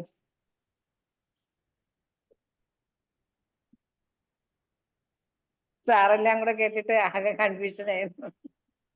ഭക്ഷണം കഴിക്കാൻ പോയെന്ന് അറിയില്ല. ഇനിയും അല്ല, വൈകിട്ട് 7 മണിക്ക് മുമ്പ് ആഹാരം കഴിക്കാൻ എല്ലാരും താല്പര്യപ്പെടണമെന്ന് പറയുന്നുണ്ട്. അത് കറക്റ്റ് ആയിട്ട് പോകാൻ പറ്റും. പിന്നെ വളരെ നല്ലത്. പിന്നെ ഈ ഫുഡില് സാറേ അതുപോലെ തന്നെ മുട്ടയൊക്കെ പിന്നെ 3ഉം 4ഉം ഒക്കെ കഴിക്കാം, അതിൽ ദോഷമില്ല എന്നൊക്കെ പറയുന്നുണ്ടല്ലോ. അതെങ്ങനെയാണത്? മുഴുവനും കഴിക്കാം, 3 ഒക്കെ ഒരു പ്രശ്നമില്ല. അപ്പോൾ നമ്മൾ മറ്റ് ഫുഡുകൾ ശ്രദ്ധിക്കുക അല്ലേ? അതെ, മുട്ട പ്രോട്ടീൻ സോഴ്സ് ആണ്, നല്ലൊരു പ്രോട്ടീൻ സോഴ്സ് ആണ്, നല്ലൊരു ഫാറ്റ് സോഴ്സ് ആണ്. ഇതൊക്കെ നമ്മുടെ ശരീരത്തിന് ആവശ്യമുള്ള സാധനങ്ങളാണ്. അപ്പൊ അതിനനുസരിച്ച് നമ്മള് ശരീരം കൊണ്ട് പണിയെടുക്കുക എന്നുള്ളത് കൂടിയാണ് നമ്മൾ ഉദ്ദേശിക്കുന്ന ഒരു പ്രധാന കാര്യം. എന്താന്ന് വെച്ച് കഴിഞ്ഞാൽ നേരത്തെ ഞാൻ BCAA ട്രിപ്റ്റോഫാൻ എന്നൊക്കെ പറഞ്ഞു.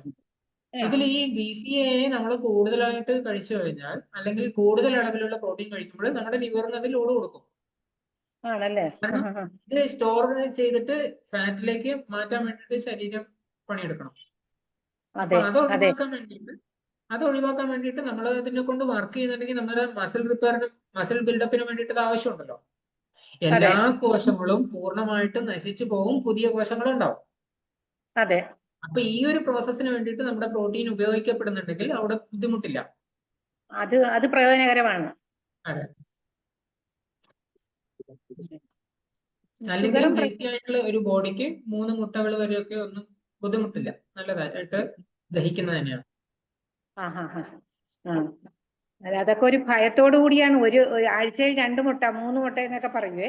പക്ഷെ ഈ അടുത്ത കാലത്തായിട്ട് പറയുന്നുണ്ട് കൂടുതൽ കഴിച്ചോ, ഒരു കുഴപ്പമില്ല, അത് പ്രോട്ടീൻ റിച്ച് ആണെന്നൊക്കെ പറയുന്നു. അപ്പൊ അതൊരു ചെറിയ ഡൗട്ട് ഉണ്ടായിരുന്നു, അതാ ചോദിച്ചത്. കൂടുതൽ കഴിക്കാൻ കാര്യം എന്താണെന്ന് വെച്ച് കഴിഞ്ഞാൽ, ഞാനിപ്പോ ഒരു ദിവസം ഇങ്ങനെ 3 മുട്ട കഴിക്കാന്ന് പറഞ്ഞുകൊണ്ട് നിങ്ങളുടെ പേടിയൊന്നും മാറാൻ പോകുന്നില്ല. അപ്പൊ ഈ ഒരു മാറ്റത്തിന് ഒരുപക്ഷെ ഞാൻ തന്നെ പല പ്രാവശ്യം ഇത്തരം കാര്യങ്ങളൊക്കെ ഇവിടെ സംസാരിച്ചിട്ടുണ്ട്.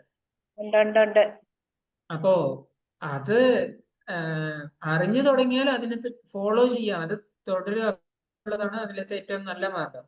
എന്നിട്ട് ശരീരത്തിന് ദോഷം വരുന്നുണ്ടോ ഇല്ലയോ എന്നുള്ളത് നമുക്ക് തന്നെ അനലൈസ് ചെയ്യാലോ. ഇതൊന്നും ഇല്ലാത്ത, ഇത് നമ്മൾ ഡോക്ടറെ അടുത്ത് പോയിട്ട് മരുന്ന് കഴിക്കണമെന്ന് ചോദിക്കുന്ന പോലെയാ, അല്ലെങ്കിൽ ഇതിന് സൈഡ് എഫക്ട് ഉണ്ടോ എന്ന് ചോദിക്കുന്ന പോലെ. ഇത് അറ്റ്ലീസ്റ്റ് നല്ല ഭക്ഷണമാണെന്നെങ്കിലും നമ്മൾ അറിഞ്ഞുകൊണ്ടല്ലേ കഴിക്കുന്നത്. അതെ. ഇപ്പൊ ഇന്നത്തെ ഈ ക്ലാസ്സിൽ നിന്ന് നമുക്ക് ആ കലോറി എന്തുമാത്രമാണ് ഓരോ ആഹാരത്തിലും വരുന്നതെന്നുള്ളതിനെ കുറിച്ച് ഒരു അവയർനെസ് കിട്ടി സാറേ. നല്ലൊരു ഇൻഫർമേഷൻ ആയിരുന്നു. ഓക്കെ, അപ്പൊ ശരി, ഞാൻ എന്നാലും വേറൊരു സെഷൻ ഉണ്ട് 8:15. അപ്പൊ ഞാൻ എന്നാലും താങ്ക് യു സർ.